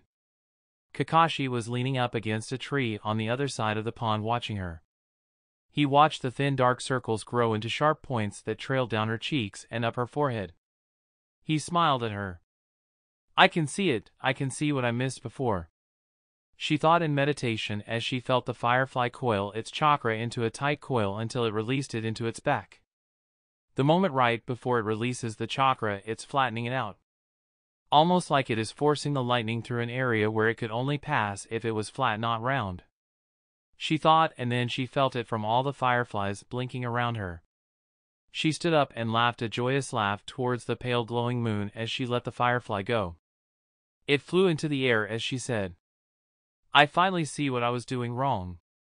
I can do it now," she said as she raised her hand over her head and channeled her chakra. Jagged blue lightning sparkled in the center of her palm as she laughed and increased the flow of her chakra. The lightning in her hand grew to the point where it arched out of her hand and rained down to the ground while giving off the sound of 1,000 birds chirping. Kakashi shook his head as he smiled. "I see that she finally learned to think for herself and not do everything the way I told her to. She walked her own path and earned the jutsu in her own right," he thought as Tsunade walked up beside him and softly said, "I see she finally mastered that jutsu, Kakashi. Now you will have to fulfill that promise you made to her that I was against." Kakashi sighed as he looked down and rubbed the back of his neck. "I take it you came out here to check on Naruto at the Hokage training ground?" Kakashi said. Tsunade watched Hanabi's lightning dancing around her as she said, "Yes, I've been avoiding H3 for years because Naruto uses it to train with. I'm worried about what I will find there as I know Naruto is storing chakra inside of the grounds. Knowing him, I'll probably find an entire village's worth of them in there." Kakashi smiled knowingly and said, "Knowing him, that you are probably right." The blue flickering light around Hanabi dimmed as she released her hold on the lightning and it faded away. She clutched her fist in front of her as conviction shined in her eyes and said, "Finally." She turned to the direction of Kakashi and said, "Kakashi-sensei, please let me see Naruto. Can we go see him in the morning at least?" Tsunade gave her an annoyed look in the dark forest as she mumbled to herself, "Damn chakra sensor perception." Kakashi laughed softly and loudly said, "And here I thought you'd want me to take you to him right away." Hanabi raced across the pond to him, leading a trail of ripples that shot out from each of her steps. She stopped right beside the stone bench with hopeful, almost begging eyes and said, "Tonight? You really mean I can see him tonight?" Tsunade sighed and then shot Kakashi an angry, annoyed look before returning her gaze to Hanabi. "I guess seeing as how we are already at the entrance to the training ground, you can see him tonight. But know this, I'm still against you seeing him yet. You are still showing signs of severe chakra addiction. If it wasn't for Kakashi promising to take you to see him, then I wouldn't allow you to see each other until after." Her stern face suddenly went sad as she trailed off and looked away. Kakashi stood up from the tree he was leaning on and walked over to the stone bench. Hanabi gave them a confused look and said, "Wait, we are already at the entrance to the training ground? I don't see anything around here." She looked all around for an entrance but didn't find any. Kakashi smiled and pointed to the smooth surface of the stone bench. "It is right here, Hanabi." She gave him a disbelieving look as Kakashi stepped up onto the bench and offered her his hand. She timidly took his hand and he helped her up onto the stone bench. Tsunade seriously said, "Hanabi, we do not know what we will find inside H3. Naruto already told me and Kakashi to stay out, that it was too dangerous even for us. I want you to be prepared before we go inside. Also, I'm going to put a jutsu on you before we go inside." Tsunade walked up to her and went those several hand signs. She placed her hand on Hanabi's chest where it glowed of a brief instant. Hanabi scratched the place where the Hokage touched her and asked, "What did you do?" Tsunade climbed up onto the stone bench beside her and said, "I used a chakra blocking seal on you. This way you and Naruto can't exchange large amounts of chakra, if any at all. We need to weaken that connection you two share, not strengthen it. This is the only way I'm letting you get near him for now." Hanabi gave her a hurt and pained expression before quickly mastering herself. "Right then. How do we get inside?" she asked. Kakashi turned to her and gave her a strained expression. "Well, about that, you should know that most people that enter this training ground for the first time get sick when they arrive. Also, you should know that you are only the third person that didn't hold the title of Hokage to go there. Only someone at the level of a Hokage would even have need of such a place to train," he said wisely. Hanabi didn't flinch and said with resolve, "I am ready to go now, Kakashi-sensei." Kakashi smiled at her and said, "Very well then. Hold the kunai spirit marker Naruto first gave you to your chest." Kakashi unsheathed his own cobalt blue kunai as Tsunade did the same. Hanabi gave them a confused look before taking out her own kunai that Naruto had given her. She eyed the kunai like she was grasping an old friend before pressing the flat of the blade to her chest. Kakashi rapidly went through hand signs at blinding speed and the bench began to glow. Hanabi suddenly felt weightless, like she was falling, and then it was like something reached out and made her fall back the opposite direction. Her head swam and her vision went blurry. Her knees hit something hard and she took in air sharply as the pain began to throb. She rolled off the hard object and curled into a ball. The stinging pain throbbed, but not nearly as bad as her stomach churned. She gagged a few times before getting onto all fours and emptying the contents of her stomach onto the ground in violent heaves. Hanabi couldn't tell which way was up or down as she heard Kakashi struggle to say, "Tsunade, it's worse than I feared. Put the seal on me as well. Hanabi's world faded to black as she fell into a deep sleep. Hanabi struggled to open her eyes as her mind still swam. She blinked several times trying to clear her vision. She was laying on a grassy surface near the bank of a pond. Hanabi finally realized where she was as her eyes snapped open and looked to Kakashi sitting on the stone bench with Tsunade. Please take me back. I will not faint this time. I have to see Naruto, she said desperately. Kakashi laughed slightly as he and Tsunade turned around. Well, I don't think you want to go back just yet, or haven't you figured it out? This is H3, Naruto is here, he said with amusement. Hanabi looked around in confusion and only saw the place where they tried to enter the training grounds. Kakashi laughed again and said, Are you confused? Everyone is the first time they come here. Hanabi grabbed her aching head as she sat up and said, What happened and where are we then? We're at Hokage Training Ground 3 Hanabi. Tsunade said. Training ground? What do you mean? This is exactly where we left from, she said with a confused look. Kakashi said, No, it's not Hanabi. We aren't even anywhere near the Leaf Village right now. Her confused look changed to a perplexed one. Kakashi smiled and nodded his head. He pointed up and said, Look up, Hanabi. Do you notice anything out of place in the sky? Hanabi looked up to the twinkling blue star in the night sky and saw nothing wrong. She watched for a long moment until her eyes went wide. These stars, they are moving, she said in disbelieving shock. Kakashi stared up at the night sky and said, That's right, Hanabi. Those aren't stars at all. It is Naruto's chakra, it has saturated this place. This is far worse than anything me or Tsunade thought could happen. Tsunade looked at Hanabi and said, Naruto wasn't kidding when he said this place is dangerous. With that much chakra in the air, there is no telling what kind of jutsu he could be practicing. Let's hurry up and find him. I don't want to be in here any longer than we have to. Hanabi closed her eyes and tried to feel the direction Naruto was in. I'm afraid that isn't going to work, Hanabi. Your sensory powers aren't going to do you any good when Naruto's chakra is so widespread, Kakashi said. Hanabi opened her eyes and smiled. He's right over here. She limped through the pain in her legs into the forest a short ways away. She brushed the undergrowth out of her way and saw Naruto sitting in a cross-legged meditation pose with his eyes closed. His clothes looked very old and faded, and tree mold was even growing on his right shoulder. Tsunade and Kakashi came up behind her as Hanabi rushed over to him. Naruto, Hanabi said with a hopefully trembling voice as she went over to him.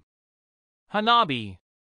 Don't touch him, Kakashi warned. Hanabi jumped with a start as Tsunade eyed Naruto carefully. Kakashi went through a few hand signs and a bright glowing sphere appeared over him that lit up the area. Something is wrong with that Naruto, he is too young. That is the way he looked over 2 years ago, Kakashi said. Tsunade gritted her teeth and leaned down to look closer at Naruto. I see. So that's how you have been storing your chakra all this time, she snarled under breath. Hanabi looked over at Tsunade with desperate eyes and said, So is this Naruto or not? Please tell me, Lady Hokage. Tsunade stood and then turned to her. No, it's a shadow clone that has been put into stasis, and from the looks of it this clone has been in stasis for over 2 years. Hanabi's eyes went wide with shock. Wait, but why would he do that? She asked in disbelief. Tsunade shot her an annoyed look as said, Use your head, Hanabi. You can put someone into a stasis for a week and they would only age a day. This is why we medics use it so often when someone is gravely poisoned. It gives us extra time to deal with the toxin, but it looks like Naruto has been using it to store chakra in his shadow clones. Kakashi gave her a strained smile with his hands in front of him and said, Leave it to the village's most unpredictable ninja to take a jutsu like that and use it for something like this. Tsunade glared at him and said, You better not have had anything to do with this, Kakashi. Kakashi's sweat dropped and mumbled, Why is she making me a suspect? Tsunade turned back to Hanabi and said, "Leave it be, Hanabi. Let's get out of this forest and back on the road." Tsunade turned and headed down the path with Hanabi and Kakashi following behind her. They walked until they came to the road and started heading into town. Hanabi looked around as they walked. "It's strange, this looks just like the Leaf Village, but it's quiet. Too quiet. I haven't even heard an insect chirp or the wind since we got here." "What is this place?" Hanabi asked. Kakashi continued walking beside her and said, "It's an exact copy of the village built in another time/space. It is the perfect place to train with highly dangerous jutsu. No matter how great the damage, it cannot touch the real village because it's in another time/space."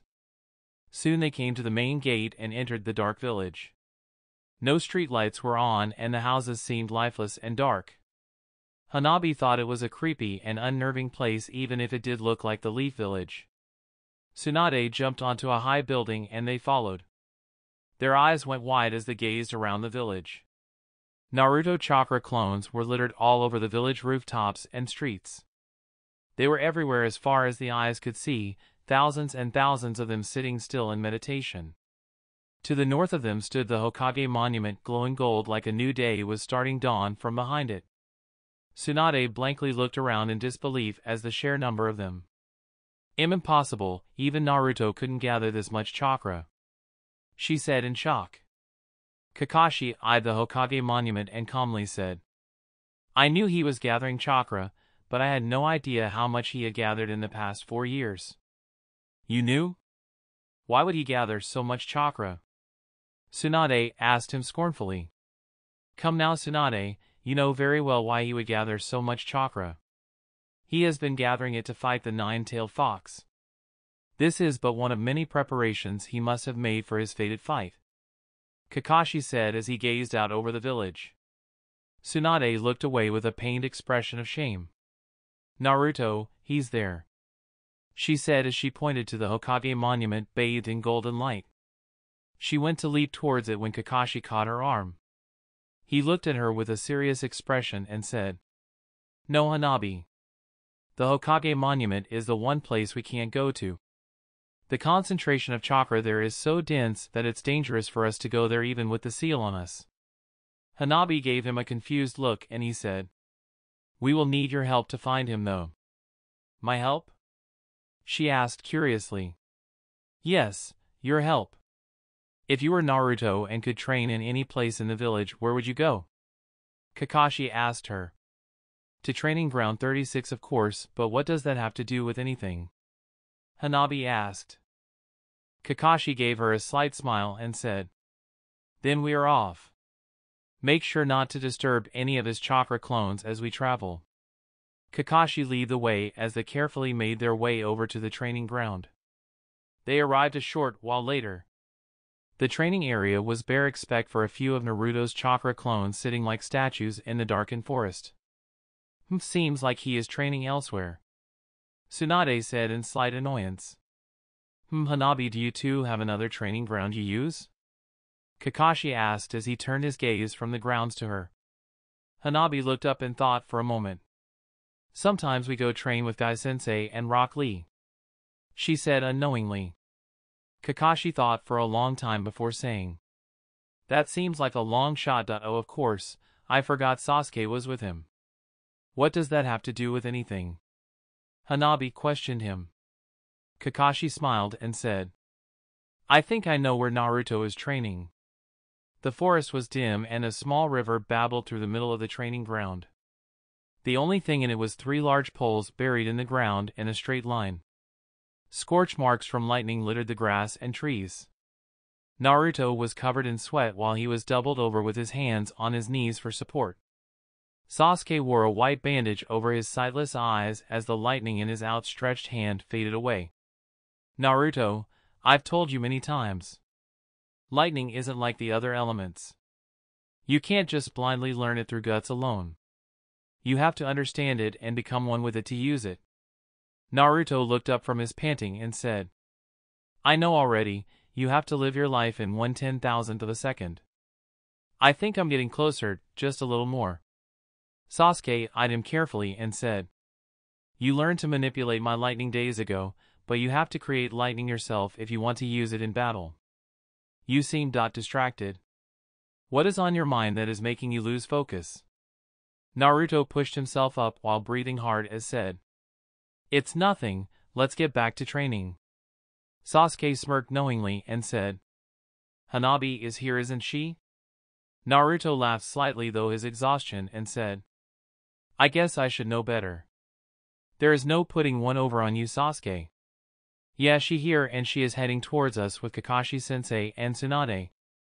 Sasuke sighed and said, I guess we should stop for now so we can get cleaned up and give the Hokage your progress report.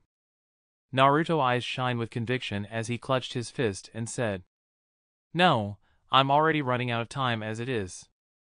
I have to spend every moment I have training. I can't slack off even for a few minutes because if I do, I might not make it in time. Sasuke shook his head in exasperation at him. Very well then, I know you don't want to let your girlfriend down. Naruto relaxed and then turned to Sasuke.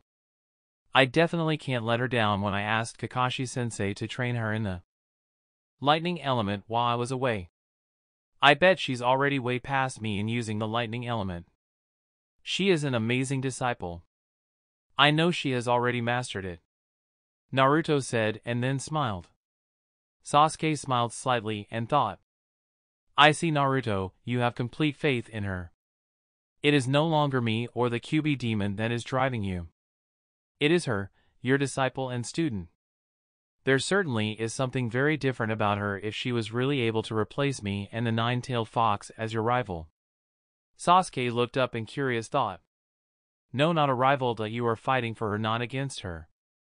That is something completely different altogether. I wonder if she knows just how vastly important she is to you, Naruto, and to us all for that matter. He smiled as he held his hand out in front of him and lightning crackled to life in his hand. Remember what I told you, Naruto. Coil the element to the point where it has nowhere to go and then give it a target. Be mindful of just how I am forming the chakra just before releasing it from that coil. Naruto watched the lightning arching in Sasuke's hand for a long moment before turning to stare at his own palm. He curled his hand into a fist and brought it right up to his face. I'm close, I can feel it, he said as he opened his hand and closed his eyes in concentration. He gathered glowing blue chakra in his hand as he remembered what the lightning looked like in Sasuke's hand. This feels right, he thought as he started coiling the chakra into a tight ball. Sasuke's words played again in his mind. Lightning isn't like the other elements, it is alive more so than any living thing in this world.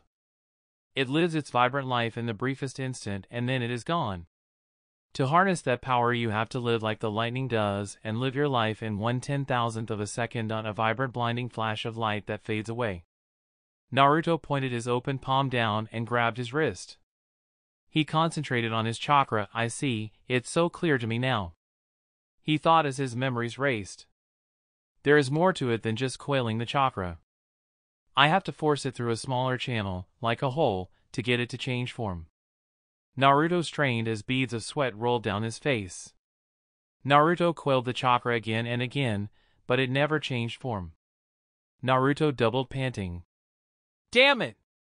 I see what to do, but the chakra is moving too fast for me to condense it, he said between labored breaths. It already takes so much concentration to coil the chakra. How am I supposed to create a path to shrink it down at the same time? This is just too hard. I see. So you finally saw it, Naruto. You are correct. The first part is to coil the chakra until it has nowhere to go. The second part is to restrict the chakra movements when that power is released. When you restrict its movements, the lightning will fight back. It will writhe back and forth like it is trying to free itself. It is then that it will change from a chakra beam into lightning. The steps to learn the lightning element aren't that much different than learning the Rasengan, Naruto. I know you can do it, Sasuke said. Naruto looked over at him and said, Not that much different than learning the Rasengan, huh? That gives me idea. Naruto smiled as he raised his hands up in the seal of the tiger. Shadow Clone Jutsu! He yelled as a clone appeared. Alright, I'm doing this no matter what, he said with resolution in his eyes as he grabbed his wrist and held his open palm out in front of him. He closed his eyes in concentration as blue chakra formed in his hand. He coiled it tighter and tighter as his clone held his hands out near his glowing chakra. Naruto's eyes snapped open as he strained to hold onto his chakra that was glowing steadily brighter. Now! The chakra in his hand shrank down to 1/10 of its size as a tiny blue bolt quietly arched and hissed in his hand. Naruto panted, barely holding himself up as his clone dissipated into smoke. He swayed slightly on his feet and slowly raised his head to look at his hand. Naruto was so exhausted it took him a moment for him to focus his blurry vision. He saw a hazy blue light dancing wildly in his blurry hand. Naruto turned in Sasuke's direction. Did I do it? He strained to ask between labored breaths. Sasuke smiled at him as he walked over to where he was standing. Sasuke slowly reached out and cupped his hand under Naruto's and raised it high into the air. Naruto, now you are a true sage just like Rakuto, the god of the shinobi. Now you have all the prime elements. You're the first person to achieve this in almost 2,000 years, he said as he forced his own chakra through Naruto's hand. Sapphire blue lightning bolts arched high into the air and hit the ground around them in a 10-foot area. Hanabi, Kakashi and Tsunade had just turned off the main road and were heading into Training Ground 3. You really think he will be here? Tsunade asked Kakashi.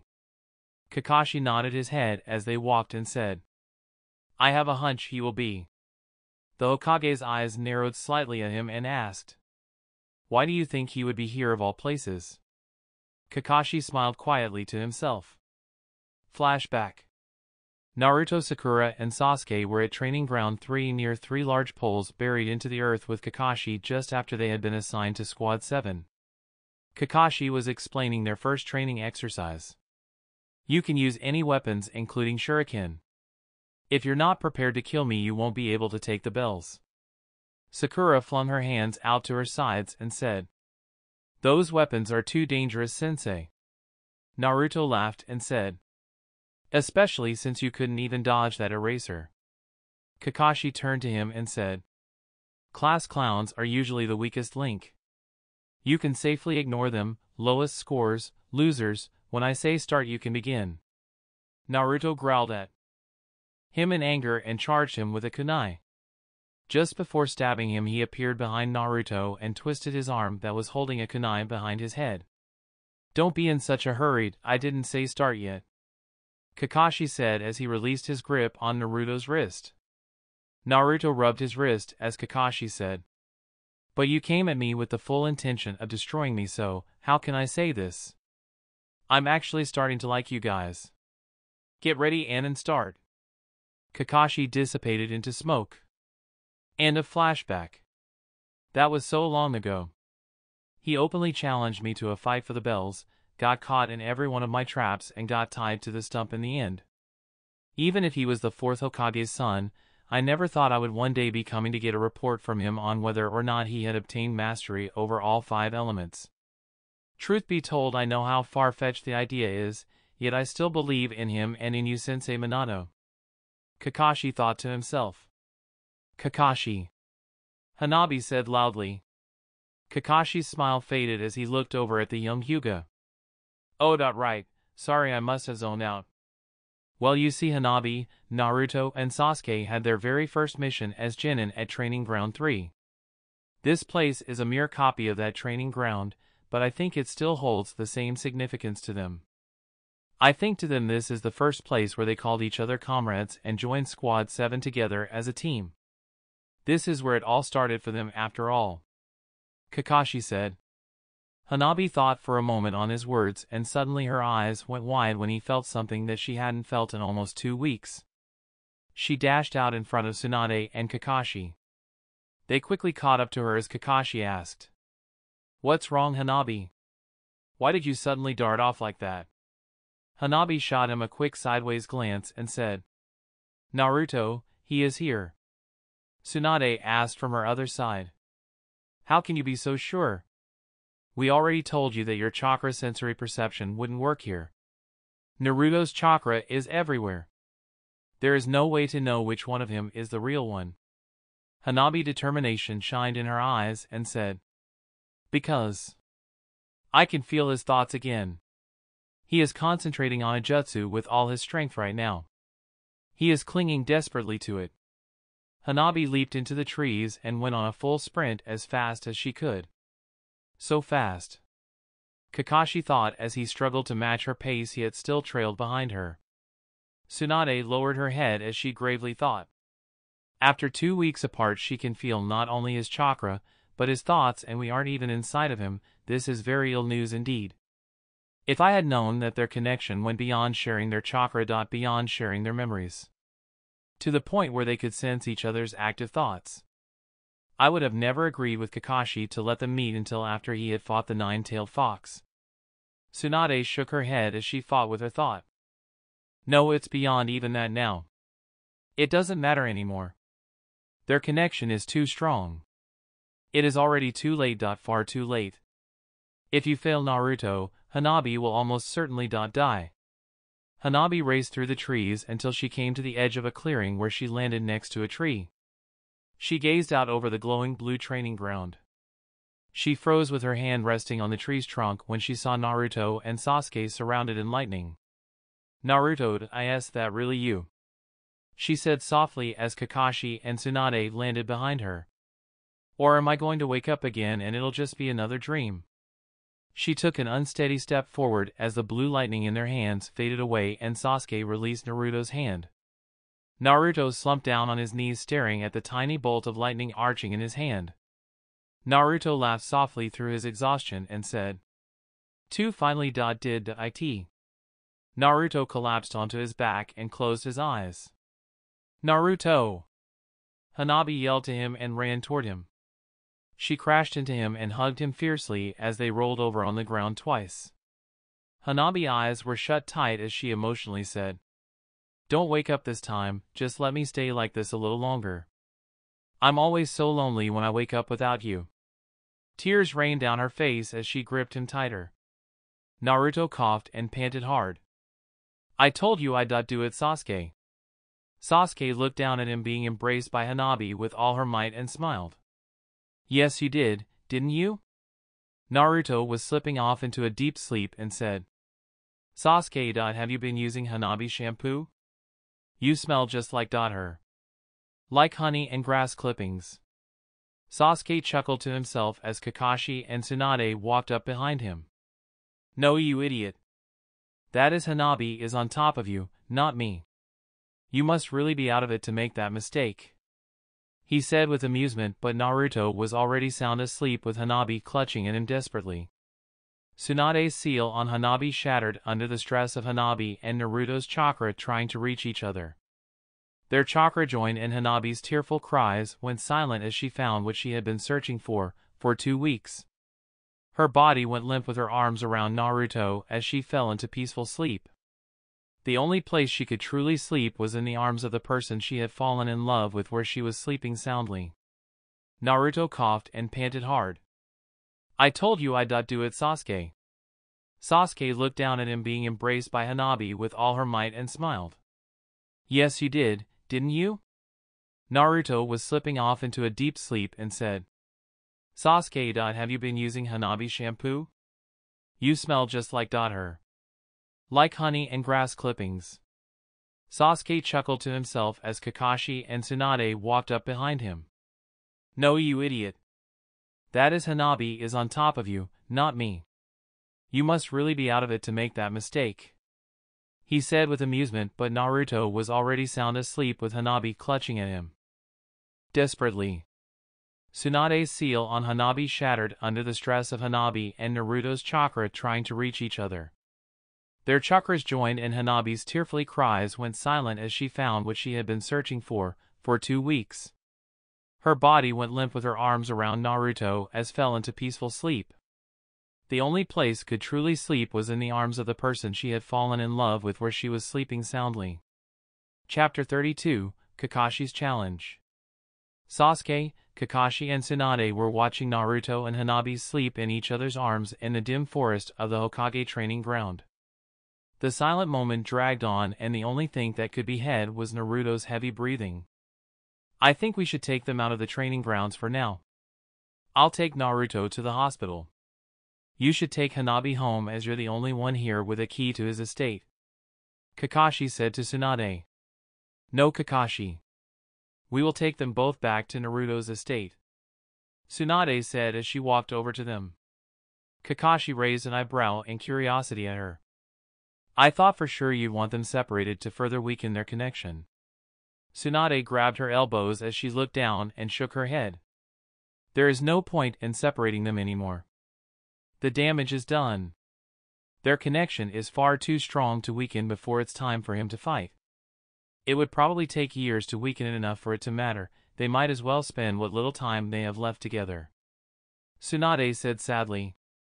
Kakashi walked up beside her and said, I thought for sure you'd want to examine the seal as soon as possible. Tsunade sadly shook her head and said, Right now I'd just rather not know. Let's get them home. She reached down and slung Hanabi over her shoulder as Kakashi put Naruto onto his back. They headed out of the training ground without another word. When they arrived at Naruto's gate, Tsunade set Hanabi down against the cobblestone wall and rolled up the sleeve on her left arm. She pulled out a red key and opened the gate before picking Hanabi up and heading to the front door. Tsunade knocked twice loudly and waited with Kakashi beside her. After a few moments, Shizen in her night clothes answered the door with a blank look of surprise. She bowed and said, Miss Hokage, I'm sorry for my appearance. I did not know you were coming over this early in the morning. It's okay, Shizen, I'm just here to drop off Naruto and Hanabi. They overdid it with their training. Shizen's eyes went wide with shock as she said, Hanabi, but she is supposed to be upstairs in bed. Kakashi gave her a strained smile and said, It seems she snuck out to train again, but not to worry, I followed her the whole time. Shizen stepped aside from the door and bowed again to the Hokage as she said, I apologize on behalf of her and the Hyuga clan for her behavior. I will scold her for causing you trouble, Lady Hokage. Tsunade shot her an angry look and said, You will do no such thing. If there is punishment to be dealt out, I will be the one to do it. Don't interfere with them. Shizen stumbled backwards from Tsunade's angry scowl directed at her in fear. Tsunade turned away from her and headed down the hall to Naruto's room, where they laid Hanabi on the bed and looked her over. She just needs rest. Put Naruto down beside her so I can look him over, Kakashi, Tsunade said. Kakashi walked over and laid Naruto on the bed beside Hanabi and stepped back to the doorway with Shizen.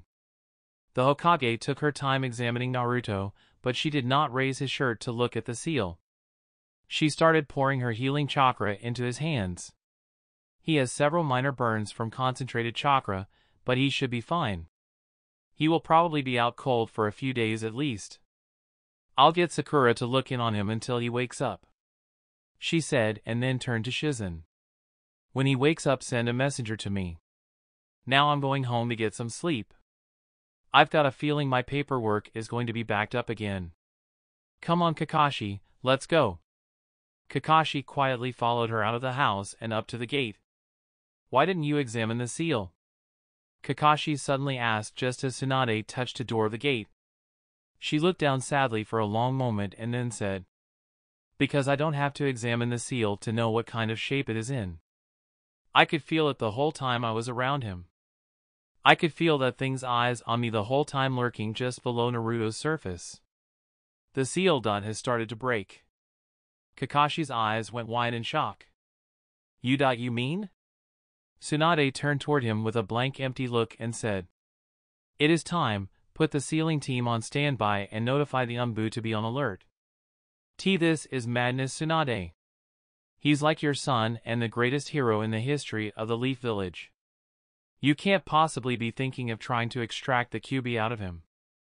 You can't be thinking of using Operation Nine Tails. It will kill him. Kakashi yelled at her in disbelief. Tsunade's teared up. What choice do I have? I am still the Hokage. Even if he is like my son, I am still charged with the protection of the village as a whole. Right now he is this village's greatest threat whether I like it or not," she said firmly. "You don't even know if sealing the demon into a criminal will even work, Tsunade. If you fail, then all you have done is butcher 2 people. Kakashi pleaded with her. Tsunade eyed him for a long moment in indecision before saying, "You were right, Kakashi. I'm not a monster like Orochimaru. I gave up on that path long ago." "Then you have no vessel to hold the beast in. Please give up on this path. Naruto is the only one left that could contain the 9 tails. If you do not change this course of action, you will have far more than just Sakura and Hanabi to go, though. I will turn the Anbu against you and every other villager I can to stop you. None of them will obey your order when they hear of this. I can't believe you of all people would lose faith in Naruto," Kakashi stated boldly. Tsunade smiled warmly at him and said, "There is another that can contain the 9-tailed fox, Kakashi. One from a clan that has proven many times that they were capable of becoming Jinchurikis. Thank you for what you said, Kakashi, and you were mistaken. I never lost faith in him. You'll make a fine Hokage." Tsunade opened the gate and left. Kakashi's eyes were wide in shock and realization at her words. "Hokage? Tsunade, you couldn't be planning to use yourself as a vessel, could you? Was this all a test to see where my loyalties lie?" Kakashi thought for a long moment before his eyes narrowed. "I see, the elders must have forced your hand, but you still don't know if you can go through with this. You wanted me to try to stop you, but when you do sort out your feelings, will you still want me to try to stop you?" He thought as he went through the gate and closed the door. There was a puff of smoke at his feet and an Anbu appeared in front of him on his knees. "Lord Kakashi, your orders," he said respectfully. "Put the Hokage and the elders on surveillance. I want to know of any powerful sealers that come to see them. I want the main gate watched as well for them," he said in a commanding voice. "We are really going to go against the Hokage?" the Anbu asked. Kakashi looked off to the glowing orange sky in the east and said, "No, we are helping the Hokage. She is already doing all she can at the moment. She is stuck in a political minefield right now. We are going to do the right thing even if I get added to the bingo book and have to leave the village as a criminal. I want 2 Anbu squads around Naruto's estate at all times." "What are we to do if the 9-tailed fox breaks free?" the Anbu said. "You aren't here to protect the village from the Kyuubi, you are here to protect Naruto from anything the elders might force Tsunade to do. We should have at least a few days before she is forced to make her first move. Operation Sage Protection has started," Kakashi said. "Yes, Lord Shadow." The Anbu lifted his head to look at him. His eyes glinted from behind his fox mask. "Lord Shadow, huh? That is the first time you've ever called me by my Anbu rank, Commander," Kakashi said. "How far are you willing to go for Naruto? Are you willing to go from the rank of Lord Shadow to Fire Shadow?" Shikamaru asked. "If I have to, I'll get Tsunade denounced from ever being a rightful Hokage, but no, I will not try to take the title of Hokage for myself. I will not have to," he said solemnly. "Is that even possible?" Shikamaru asked in shock. "Yes, it is, and I've got Sakura to thank for piecing it all together for me," he replied. "But how?" he asked curiously. "By reinstating the old ways of choosing a Hokage. If I bring my findings to the Elder Council, they will come to understand," he said. "Understand what, Kakashi-sensei?" he asked. "That ever since Naruto ended the 4th Great Shinobi War, by the old ways laid down by our forefathers, he has been your rightful Hokage," Kakashi said seriously. "That sounds like a pretty flimsy defense to bring before the Elder Council when they appointed Tsunade themselves," Shikamaru said as he stood up. Kakashi smiled and said, "They were never given the right to appoint the next Hokage in the first place, Shikamaru. Only a Hokage can choose his successor by our laws. The Hokages had a very special test to see if someone was worthy of succeeding them. Naruto has taken that test and passed. So the Umbu isn't doing anything wrong because we are protecting our Hokage. Shikamaru scratched the back of his neck and said, "What a pain, I thought we were just going to do the right thing and protect him. Now we are getting mixed up in all this political stuff. You know the council is going to bring up the fact that the Lord of Fire has to approve of the Hokage's choice of successor. Naruto doesn't have the Lord of Fire's approval. It will be pretty hard to get around that when Tsunade does." Kakashi chuckled to himself. Naruto probably does have his approval though. Shikamaru tilted his head curiously at him and asked, "What do you mean?" Tsunade submitted her successor list for approval just after Naruto went off to train Hanabi as a Toad Sage. The only two names on it were my name and Naruto's. During the holidays the Lord of Fire showed up not for the festival, but to see Naruto and Tsunade. He gave her a sealed scroll and told her to give it to Naruto when she decided to retire. There is little doubt as to what is written on the scroll, Kakashi said. Shikamaru looked down and shook his head as he sighed. "I can't believe that we are about to try to denounce Lady Tsunade and name Naruto as the Hokage," he said sourly. "There is no we, Shikamaru. I am doing all this. I want you to inform the other Umbu commanders and take a leave of absence until this whole thing blows over. You still have a wife and 2 children to look after. I don't need you getting jailed if this thing turns sour," he said. "I'm still the Jonin commander and I've got a job to do. Even if you put me on leave I'm still going to do my duty and protect the Hokage. Both of them. Kurenai, Asuma and little Naruto will be fine," he said with conviction. Kakashi laughed softly and said, "I see. So Kurenai won the argument then?" "Not exactly. I wanted to name him Asuma, but she said it was stupid for both the kids to have the same name. So I suggested Choji, but she still wanted to name him after her grandfather. She never did give in to me, she gave in to Asuma Jr. He told her that he wanted his little brother to grow up to be a great ninja and said he should be named Naruto after our village's hero.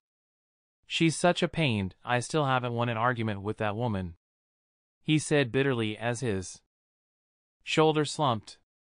Tsunade closed the door to her dark office just as dawn was breaking the horizon. She sighed as she flipped on the lights. She looked hollow and emotionally drained. An old man with a gray beard and green glasses was sitting on the couch next to an old woman who had her hair pulled up into a tight bun. "I see you have returned, Lady Tsunade," Hamura said in a deep broad voice. "I hope you were able to put your personal feelings aside and do what is expected of you as Hokage," Koharu said strictly. Tsunade masked her feeling and said, "Yes, I've ordered the operation to start. The sealers are being summoned as we speak, but it will be at least a few days before all 12 of them are here. I've confined Naruto to his house and placed him under Umbu guard. The vessels have already been moved to our local jail in preparation."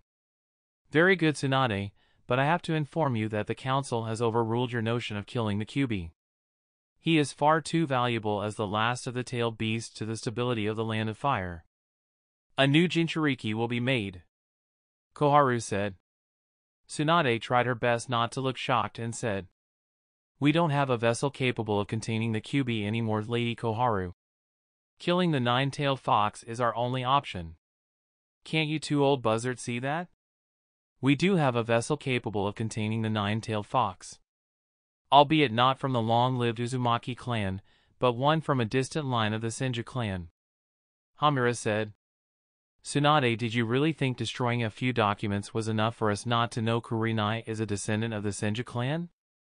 Foolish child, we have lived our whole life in this village and know all of those whose lineage is tied to which clans," Koharu scolded her.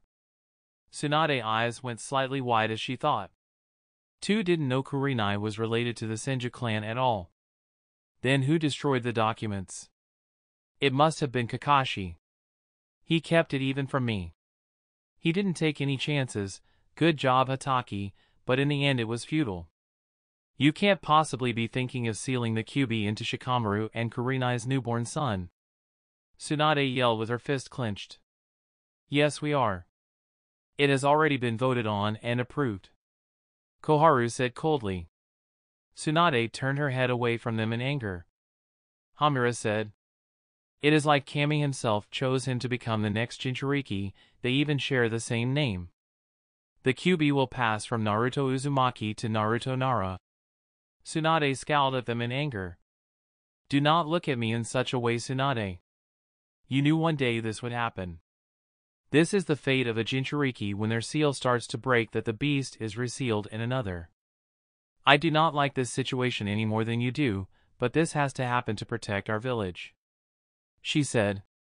Tsunade slammed her fist on the wall behind her and said, "We no longer need Jinchuriki. We are at peace with the other nations. We don't need any more super weapons from an era long past. Look at all of what Naruto has done and shown us. He would never subject another living person to the childhood he had. He never wanted another to be given the same burden he's had to carry his whole life. His life itself has been a testament that we don't need such a thing anymore. We are looking at his life, Tsunade. He is a testament to just how valuable a Jinchuriki can be. He has saved the village many times using that power. You cannot deny that, and don't be fooled by this piece. We are not on as good of terms with the other nations as you make it seem. There have already been over a dozen infractions to the treaty signed after the Fourth Great Ninja War by the Land of Lightning alone. War will one day come again to the Leaf, and we must be ready," Koharu said. "Infractions, you say? Crossing the border to capture some bandits is hardly a sign of war, Koharu. You are just manipulating the situation for your own ends if you want a Jinchuriki so badly to seal the demon into me. Or are you going to say my Senju blood is too thin for it?" Tsunade said in outrage. "We cannot do that, Tsunade, and you know it. The demon must be sealed into a newborn so they can grow together and mature the powers. You are far too old to survive the sealing, and at best you would just be a container for the demon, not a true Jinchuriki." "But I'm sure you already knew that," Koharu bluntly stated. "We know you are attached to Naruto and think of him as your son. We didn't lightly approve of him as one of your possible successors, but the situation has changed. We have to put the sake of the village first, and the rest of the council has agreed. Don't lose all hope, Tsunade. We do have records of Jinchurikis surviving the extraction process," Hamura said. "They only survived for at most 3 weeks, and their bodies were shot. They couldn't even get out of bed, let alone be called ninjas anymore," Tsunade said sadly as she trembled in anger. "We have already told you we don't like the situation either, but we expect your cooperation," Hamura stated. "And if I don't," she threatened, "then you will be removed as Hokage. Please understand, Tsunade, how that would make us weak to the other nations," Koharu said. "You two are the scum of the village, you know that? You never see people for who they are. You're just like Orochimaru, you see them as a means to an end. I may not be able to stop this, but I damn sure am not helping you with it." She yelled at them as killing intent poured out of her. She slammed open the door to her office in rage and pointed out the door. "Get out of my office," she growled between her clenched teeth as her forehead vein budged. "Humph," Koharu said as she and Hamura left through the open door. Tsunade snapped around and grabbed them both by their collars as she hoisted them off the ground. The elders struggled in shock under her monstrous strength. With rage and conviction in her eyes, took a step toward the railing. The elder's eyes went wide in shock. "Tsunade, what do you think you are doing? Unhand us this instant," Koharu yelled as she grabbed at Tsunade's arm. "You have meddled in my affairs for the last time. I will be sending the Lord of Fire a request to disband the High Council before dawn today," she said with absolute conviction. Hamura squirmed in her grip and fearfully said, "That still can't stop this from happening. Stop with these barbaric actions. The Lord of Fire will never agree to it. As soon as I have you two off the Elder Council, I will get you charged as criminals for this. I will let the entire village know exactly how and why their village hero died. I will tell them how much you valued another Jinchuriki over their hero and even their Hokage. I will let them know just how far you went to get what you wanted. I will make sure the village treats you far worse than they ever treated Naruto." she said with an eerie calm and intensity. Tsunade. Koharu strained to say. Put us down and stop with these idle threats. Tsunade pulled them towards her suddenly and their legs banged on the outside of the railing. Their heads were just over her shoulder as she resolutely said. Those were not idle threats. They were promises. She lightly tossed them out as she released her grip on them. They wore looks of utter shock as they felt their bodies become weightless and fall down from the Hokage tower. A crash sounded and the swearing of the elders sounded out, cursing Tsunade's name as she turned around. I want the law scribe in my office within the hour, she told the very stunned door guard before entering her office and closing the door. The sun shined brightly through the small window in Naruto's room. Hanabi slowly and timidly opened her eyes. She smiled brightly when she saw Naruto's face sleeping next to her on the same pillow. She buried her face into his chest in a fierce hug. He smelled terrible, but she didn't care. He was finally in front of her again. The nightmare, it's finally over, she said softly. Sakura stopped just outside Naruto's room when she heard Hanabi's voice. No, Hanabi, the nightmare is just about to start, she thought ominously. Sakura put on a cheerful smile as she rounded the doorway. Lunch is ready, Hanabi. Why don't you go eat while I check up on Naruto? She said. Hanabi sat up and rubbed the sleep out of her eyes, looking like a little child. She stretched and then looked over at Naruto. She gave him a sour look and pointed him a few times. Did you hear her, Naruto? She said. It's time to eat, Hanabi said while trying to rouse him. Sakura laughed slightly and said, he will probably be asleep until at least tomorrow morning, Hanabi, but you don't need to worry about it. The Hokage told me look after him until he wakes up. This isn't the first time something like this has happened. Hanabi stepped over him to get out of bed and said, I think we will need to bathe him. It smells like he hasn't had a bath since he went to train. She sniffed her uniform and nearly gagged from the stench that had rubbed off on her.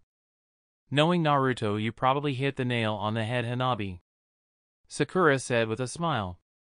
Hanabi turned and gave her a mischievous grin as she blushed slightly. How about you teach me how to give him a sponge bath a little later? She asked innocently. Sakura gave her a sarcastic flat look and said, you're a field medic at best, Hanabi. Only someone with a hospital rank of nurse or higher is allowed to give a patient a sponge bath. You pervert. She bit her lips together innocently as she blushed harder and said, I never said I wasn't, but you can't blame me for trying. Sakura shook her head in exasperation as she sighed and said, the food is on the table, but go get a shower before you eat. Okay, Sakura-kun, she said with a big smile and left through the doorway. Sakura went and closed the door to his room as she thought. It's been 2 weeks since I've seen her smile. Now she is not only smiling but making perverted jokes. It's like she's the happiest girl in the world right now. I think that is what's best for her. Sakura went over and examined Naruto. His face was pale and slightly thinner than normal. She undressed him and looked him over. It looks like he overdid it again. I'll have to feed him food pills until he wakes up. I'll also put him on an 4 drip to keep him hydrated. We need him to recover as soon as possible, she thought seriously as she eyed his bare chest. The 9-prong seal had diminished down to only half a prong left that was protecting the broken Jinchuriki seal. She slowly dressed him in a clean uniform. She pulled his out trench coat around him as she got right down to his ear. Sakura whispered, it's almost time, Naruto, and I'll be there to help you this time. I'm going to pay you back for everything I owe you, even if it cost me my life. She brushed back his hair and kissed him tenderly on the forehead. Sakura reached into her medical pouch and fed him not only food pills but also sleeping pills. That should keep him asleep until tomorrow. Hopefully that will be enough time for Kakashi to put his plans into action. I hope Choji and Hinata have already talked to their fathers about this, she thought to herself. Hayashi Hyuga was sitting at his desk while taking to Choza Akimichi. Well, enough with the pleasantries, Hayashi. Why have you summoned me to your home when we could have easily talked at the council meeting tomorrow? I do not mean to sound disrespectful, my old friend, it just seems out of character for you. Choza said formally. Hayashi tilted his head to the side in curiosity as he stayed up straighter. I was informed you had come to see me, Choza. I too thought it was out of character for you to come visit me here, Hayashi said carefully. Choza leaned back in the overstuffed red leather chair on the other side of Hayashi's desk and said, Then it seems someone else wanted for us to meet. Do you have any ideas on who would want that? The door clicked as the knob was turned and the door creaked slowly open. It was his father, Choji said with Niji and Hinata beside him. Hayashi interlocked his fingers and rested them on the desk as Choza looked over his shoulder at them. All of them wore grave and serious looks. Well then, come in. I know for certain members of my own clan wouldn't resort to trickery without just cause, the Hyuga Lord said with confidence. The three stepped inside and Niji put up a privacy seal. Hayashi raised a curious eyebrow at them and asked, You really think we need a privacy seal in our own home, Niji? Yes, uncle, we are taking no chances, Niji said as he took his place next to the others. Well then, let us hear your concerns then. Choji speak. Choza told his son. Yes, father. This is about Naruto and his seal degrading. The High Council has deemed Naruto's seal too unstable and has summoned a sealing team to reseal the Kyuubi into another host. They plan to seal it into Naruto Nara, Choji said. Hayashi's expression never changed, but Choza's eyes went wide with disbelief. Tell me, my boy, are you lying? Surely you jest about this.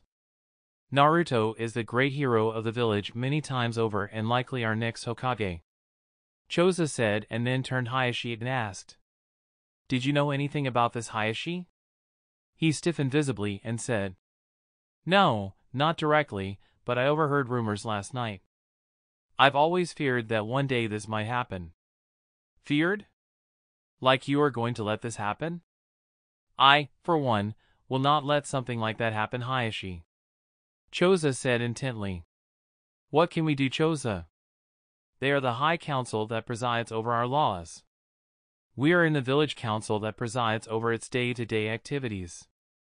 Would you have me march my clan down to the Hokage Tower and take up arms against them? Look at things from their point of view. This is how they have always handled the Jinchuriki. As regrettable as it may sound, without committing treason we can't do anything about it, Hayashi reasoned. Choza narrowed his eyes at him in slight anger as he said, I never took you of all people for a spineless coward, Hayashi. That isn't just some ninja they are going to kill to keep the Kyuubi in their grips. It's Naruto, great hero to our village, our next Hokage, and most importantly and most likely your future son-in-law. He pointed at him with each of his last 4 words. The 3 ninjas behind Choza's eyes went wide in shock. Choji said in disbelief.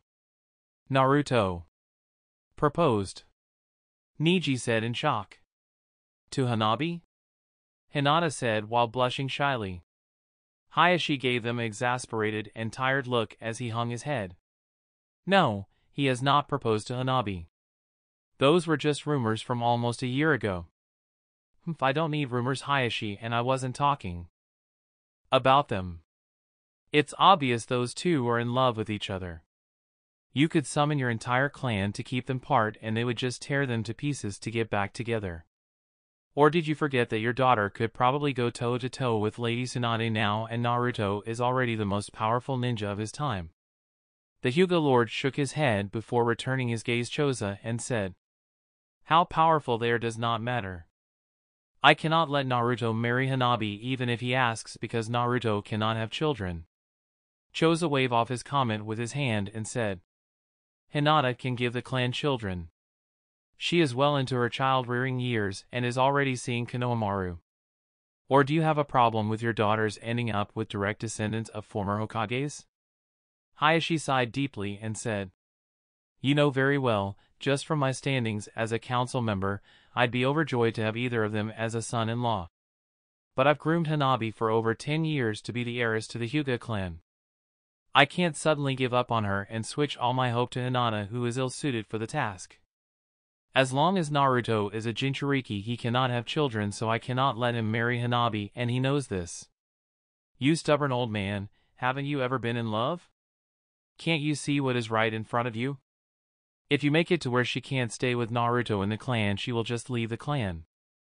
If you are worried about Naruto being a Jinchuriki, then when the seal breaks, help him fight it so he can give you heirs. Choza reasoned. Hayashi rolled his eyes sarcastically at him as he crossed his arms and said, "Oh yes. Let me just go beat the daylights out of the nine-tailed fox when Naruto's seal breaks, even though he will die." Even though his father, the greatest of the Hokages, could only seal it to protect the village, Choji chuckled softly as Choza and Hayashi looked over at him curiously. Neji joined in as Choji started laughing. After a moment they were laughing so hard that Choji had tears in his eyes. Hayashi eyed them coldly from over his crossed arms and said, "I don't see what is so funny." Choji wiped a tear from his eye and said, "Kakashi-sensei's plan is going to work just fine if you two can argue that well at tomorrow's meeting." Hayashi and Choza eyed him carefully and looked to each other and then back to him. Neji stepped forward and said, "Let me explain what the plan is." The three of them spent nearly an hour going over Kakashi's plan. "So you see, Uncle Hayashi and Mr. Akimichi, that is his plan," Neji finished. They both were blinking blankly at the whirlwind of information and the enormity of what they were asked to do. "Can we count on you too?" Choji asked. "Two will need some time to think this over," Hayashi said in a rare stutter. Choza took only look at the conviction in his boy's eyes, and the large man said, "You three can count on me. This is what the founding Hokages wanted. So the High Council be damned.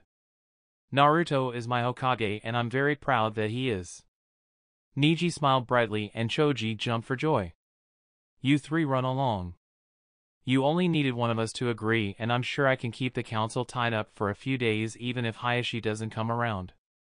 Or my name isn't Choza Akimichi," he said and then laughed. "Let's go tell the others, Neji," Choji said joyfully. Neji nodded at him and said, "Right, I'm sure they would wish to know." They quickly left together in high spirits. Hinata, however, stayed. She neither jumped for joy nor laughed. She only stood there eyeing them with the same serious and grave expression she had entered the room with. The door shut with a soft metallic click as Choza eyed her curiously before saying, "Didn't you hear me, Hinata? You can go. I've agreed to the plan and there isn't anyone Hayashi names as a friend more than me. I'll convince him, you have nothing to worry about." Hinata looked down and said, "I mean no disrespect, Mr. Akimichi. I know you have my father's utmost confidence in you, even above many members of our clan. Otherwise he would have never let you babysit me and Hanabi while he was away, but there is something I must tell you, father," she said as she gazed intensely into her father's unsure eyes. "Dad, up before you make your decision, you should know this. If the High Council gets their way and extracts the nine-tailed fox from Naruto, Hanabi will die with him." Hayashi's eyes went wide at his eldest daughter. "I've never seen her more serious than right now. She hasn't called me dad since before her mother died. There isn't even a flicker of doubt in her heart, and I don't even need my Byakugan to see that." He thought soullessly. "You know that they are connected, don't you, father? That connection is stronger than you ever dreamed it could be. Even without them using the forbidden jutsu, they are constantly connected. If you stab Naruto, it is the same as stabbing Hanabi." Hinata's milky white eyes filled with tears as she feebly held her trembling hand in front of her face. She tried to control her breathing, but it still came in sharp sobs as her trembling legs could no longer hold her. She collapsed onto her knees as unable to hold back her tears any longer. He covered her teary eyes with her hands and begged her father in sobs.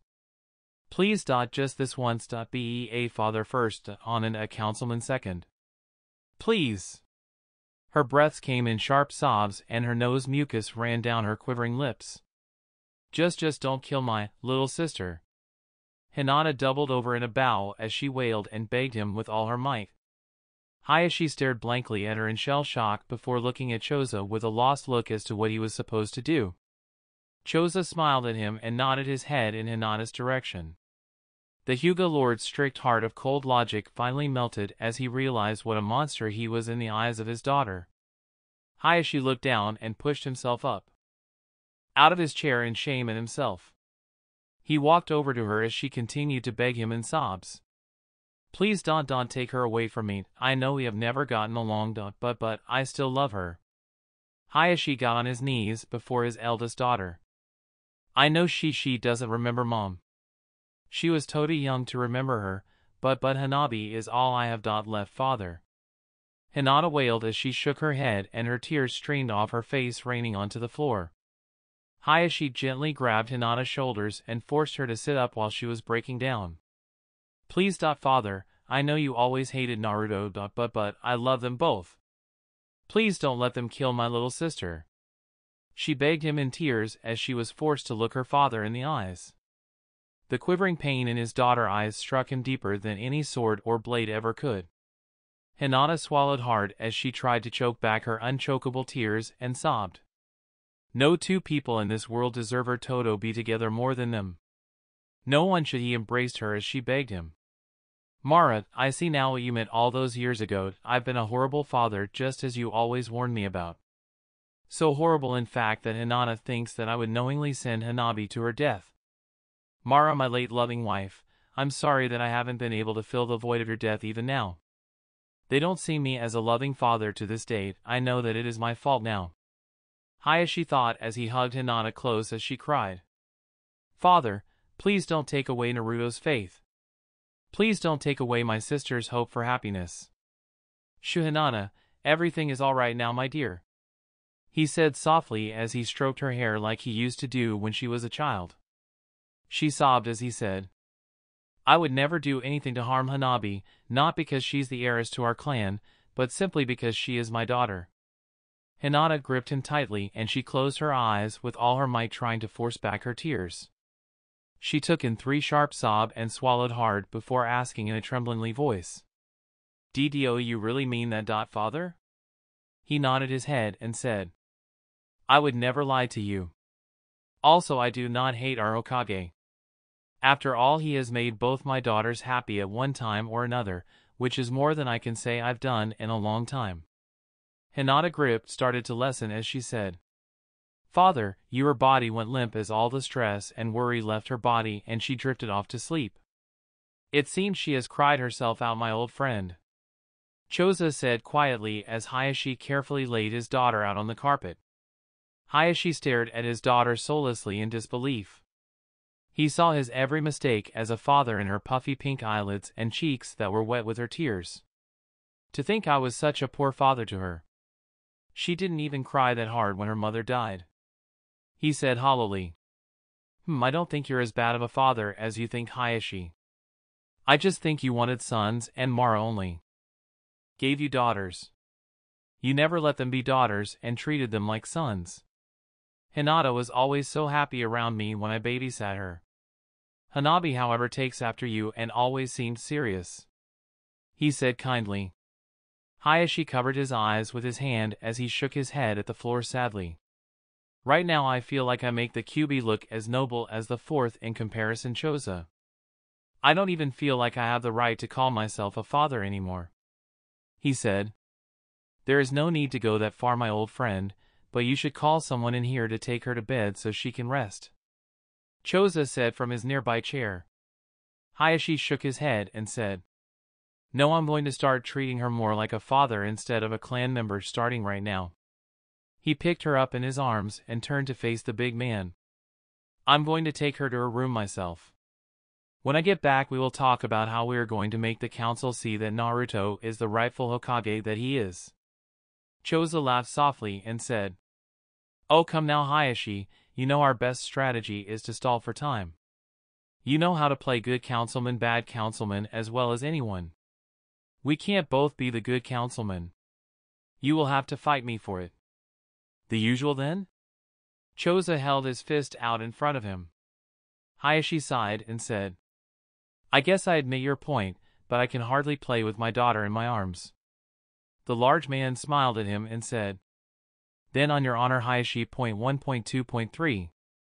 Choza flattened his hand out palm down and smiled at him. Well, old friend, what was your play? Choza asked with confidence.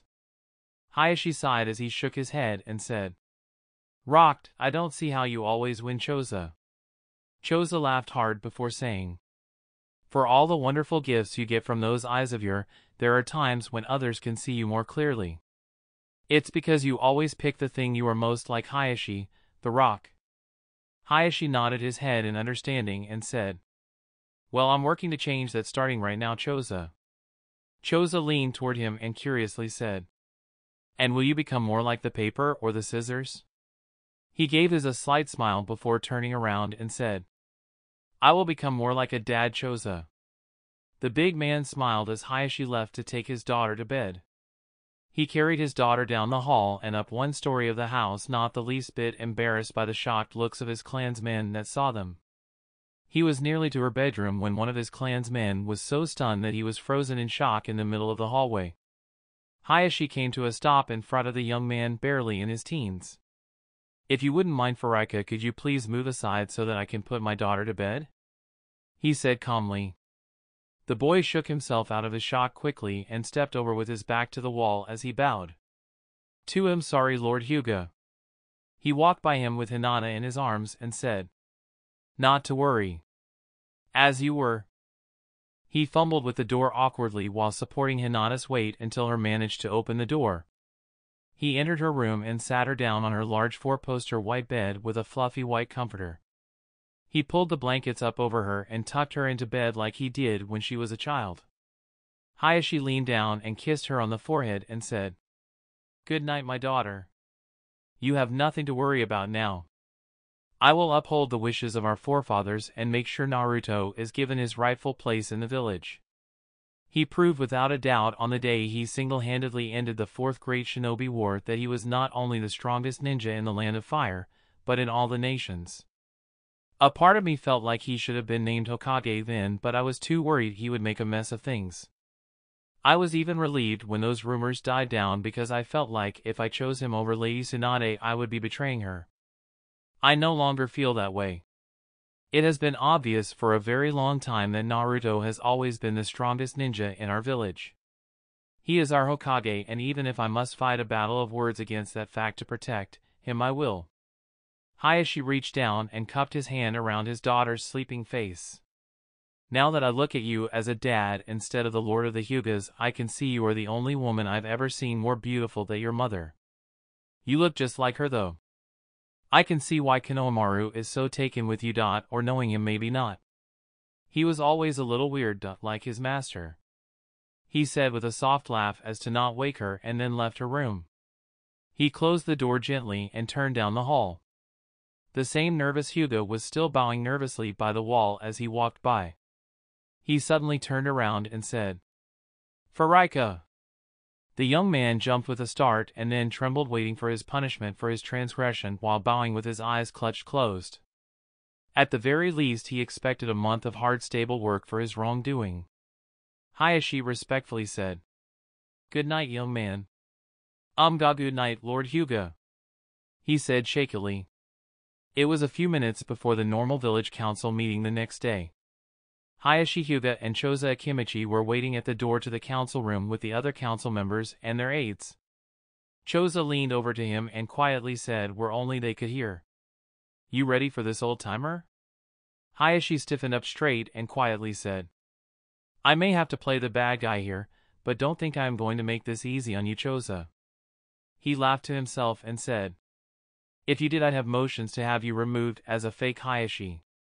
His only response was a mutual smile as the doors to the council room opened and everyone shuffled inside. The 13 council members took their seats around a large oval table. Behind each over of them their aides stood with a large stack of paperwork and notes in their arms. At the head of the table sat the 2 elder council members, Koharu and Hamura. They took their seats with their aides behind them at attention. Koharu banged a wooden stick on the table and said, I now call this council meeting to order.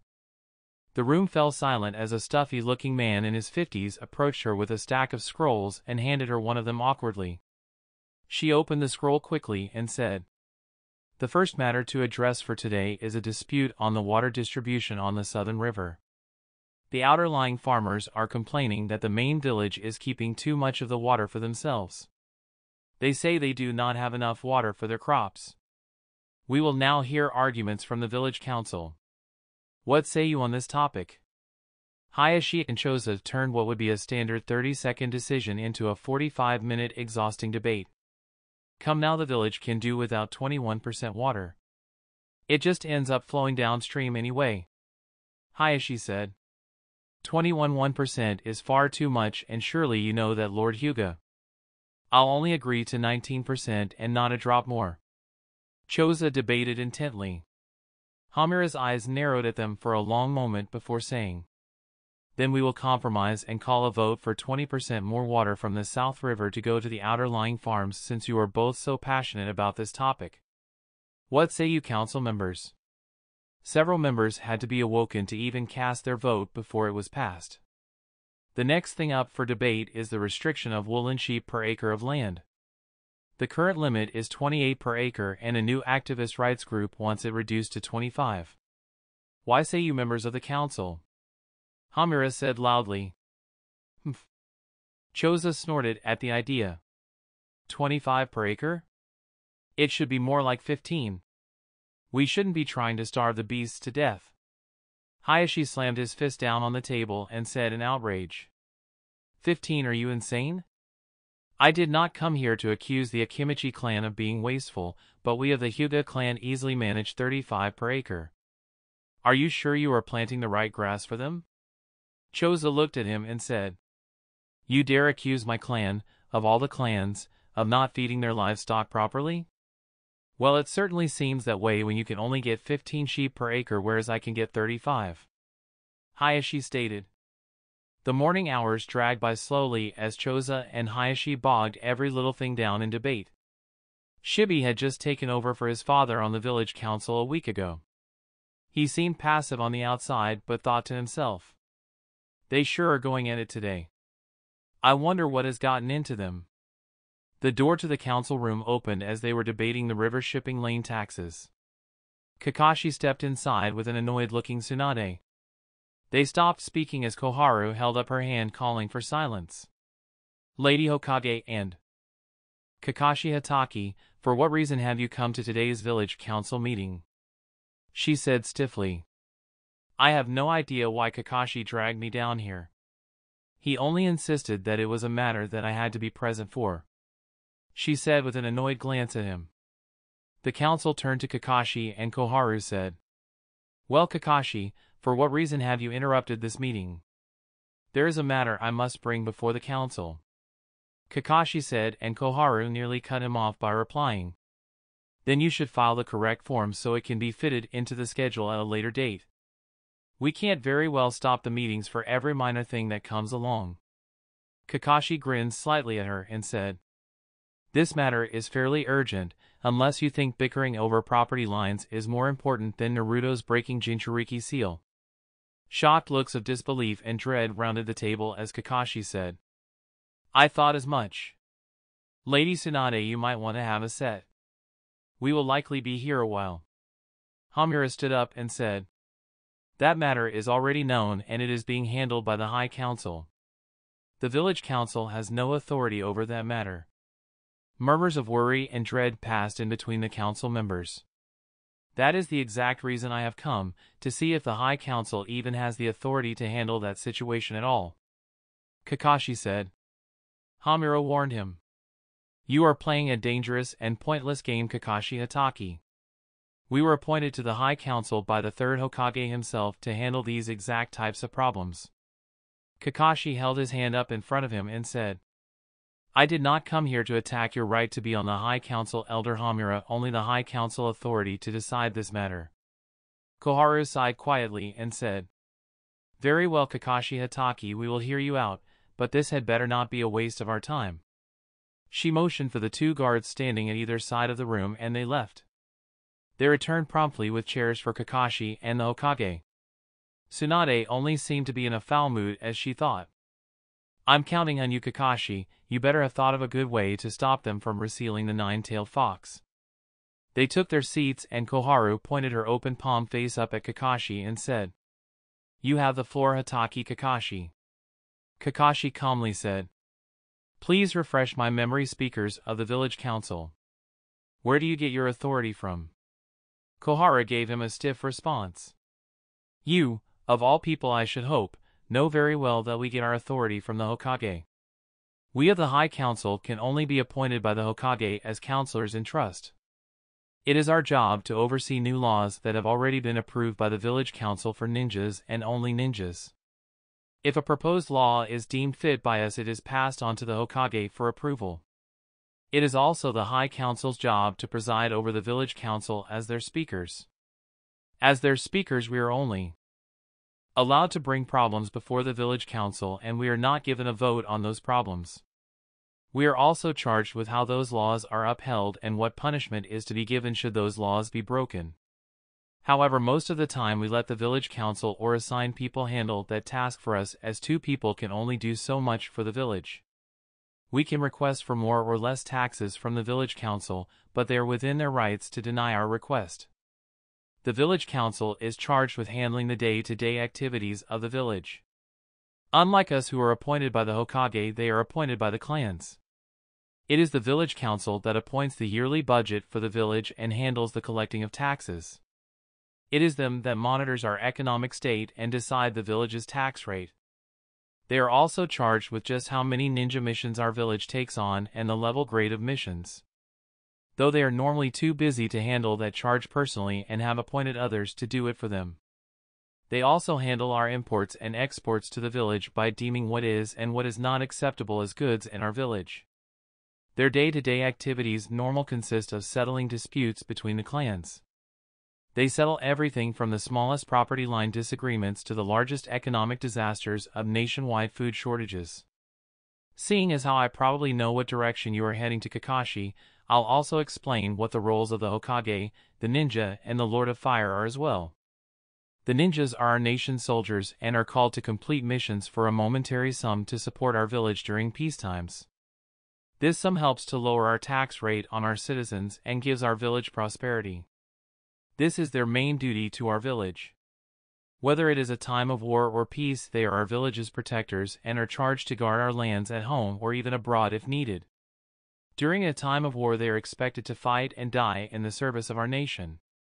They are our country's military might and are called on whenever the need arises. The Lord of Fire is the head of the civilian population. The Lord of Fire is charged with governing the civilian population. He is given even more power than our Hokage. He is charged with the entire country's economic stability, the civilian laws and treaties with foreign lands. The Lord of Fire is still a civilian, yet he is given the power to order one ninja alone, our Hokage, which makes him the head of the nation. If the Lord of Fire should hand down an order to the Hokage, they are duty-bound to follow that order personally and only personally. This does not mean that the Lord of Fire can order the Hokage to declare war on another nation, however. The Lord of Fire can only order the Hokage to do something alone. He has no rights to take control of our Hokage's power for himself. That said, this right of the Lord of Fire has never been exercised, not even a single time in the history of our nation. It has always been the Lord of Fire and the Hokage working together to decide what course of action to take during trying times. And now for the Hokage, the title given to the strongest ninja in our nation and our nation's head of military power. She answers directly to the Lord of Fire. The Hokage is the most powerful person in our nation, not only on paper, but in the working world we live in. The Hokage is given a right that surpasses even the Lord of Fire. It is only the Hokage that can declare war. The Hokage is our supreme protector of, not only this village, but our entire nation. She is charged with this nation's safety and well-being. It is only through her efforts that this nation remains safe and at peace. There is only one exception to this, and that is when the Hokage is unable to perform her duties. It is only in these times of emergency that the village council, the High Council, and the Lord of Fire can unanimously agree to appoint a temporary head to the military.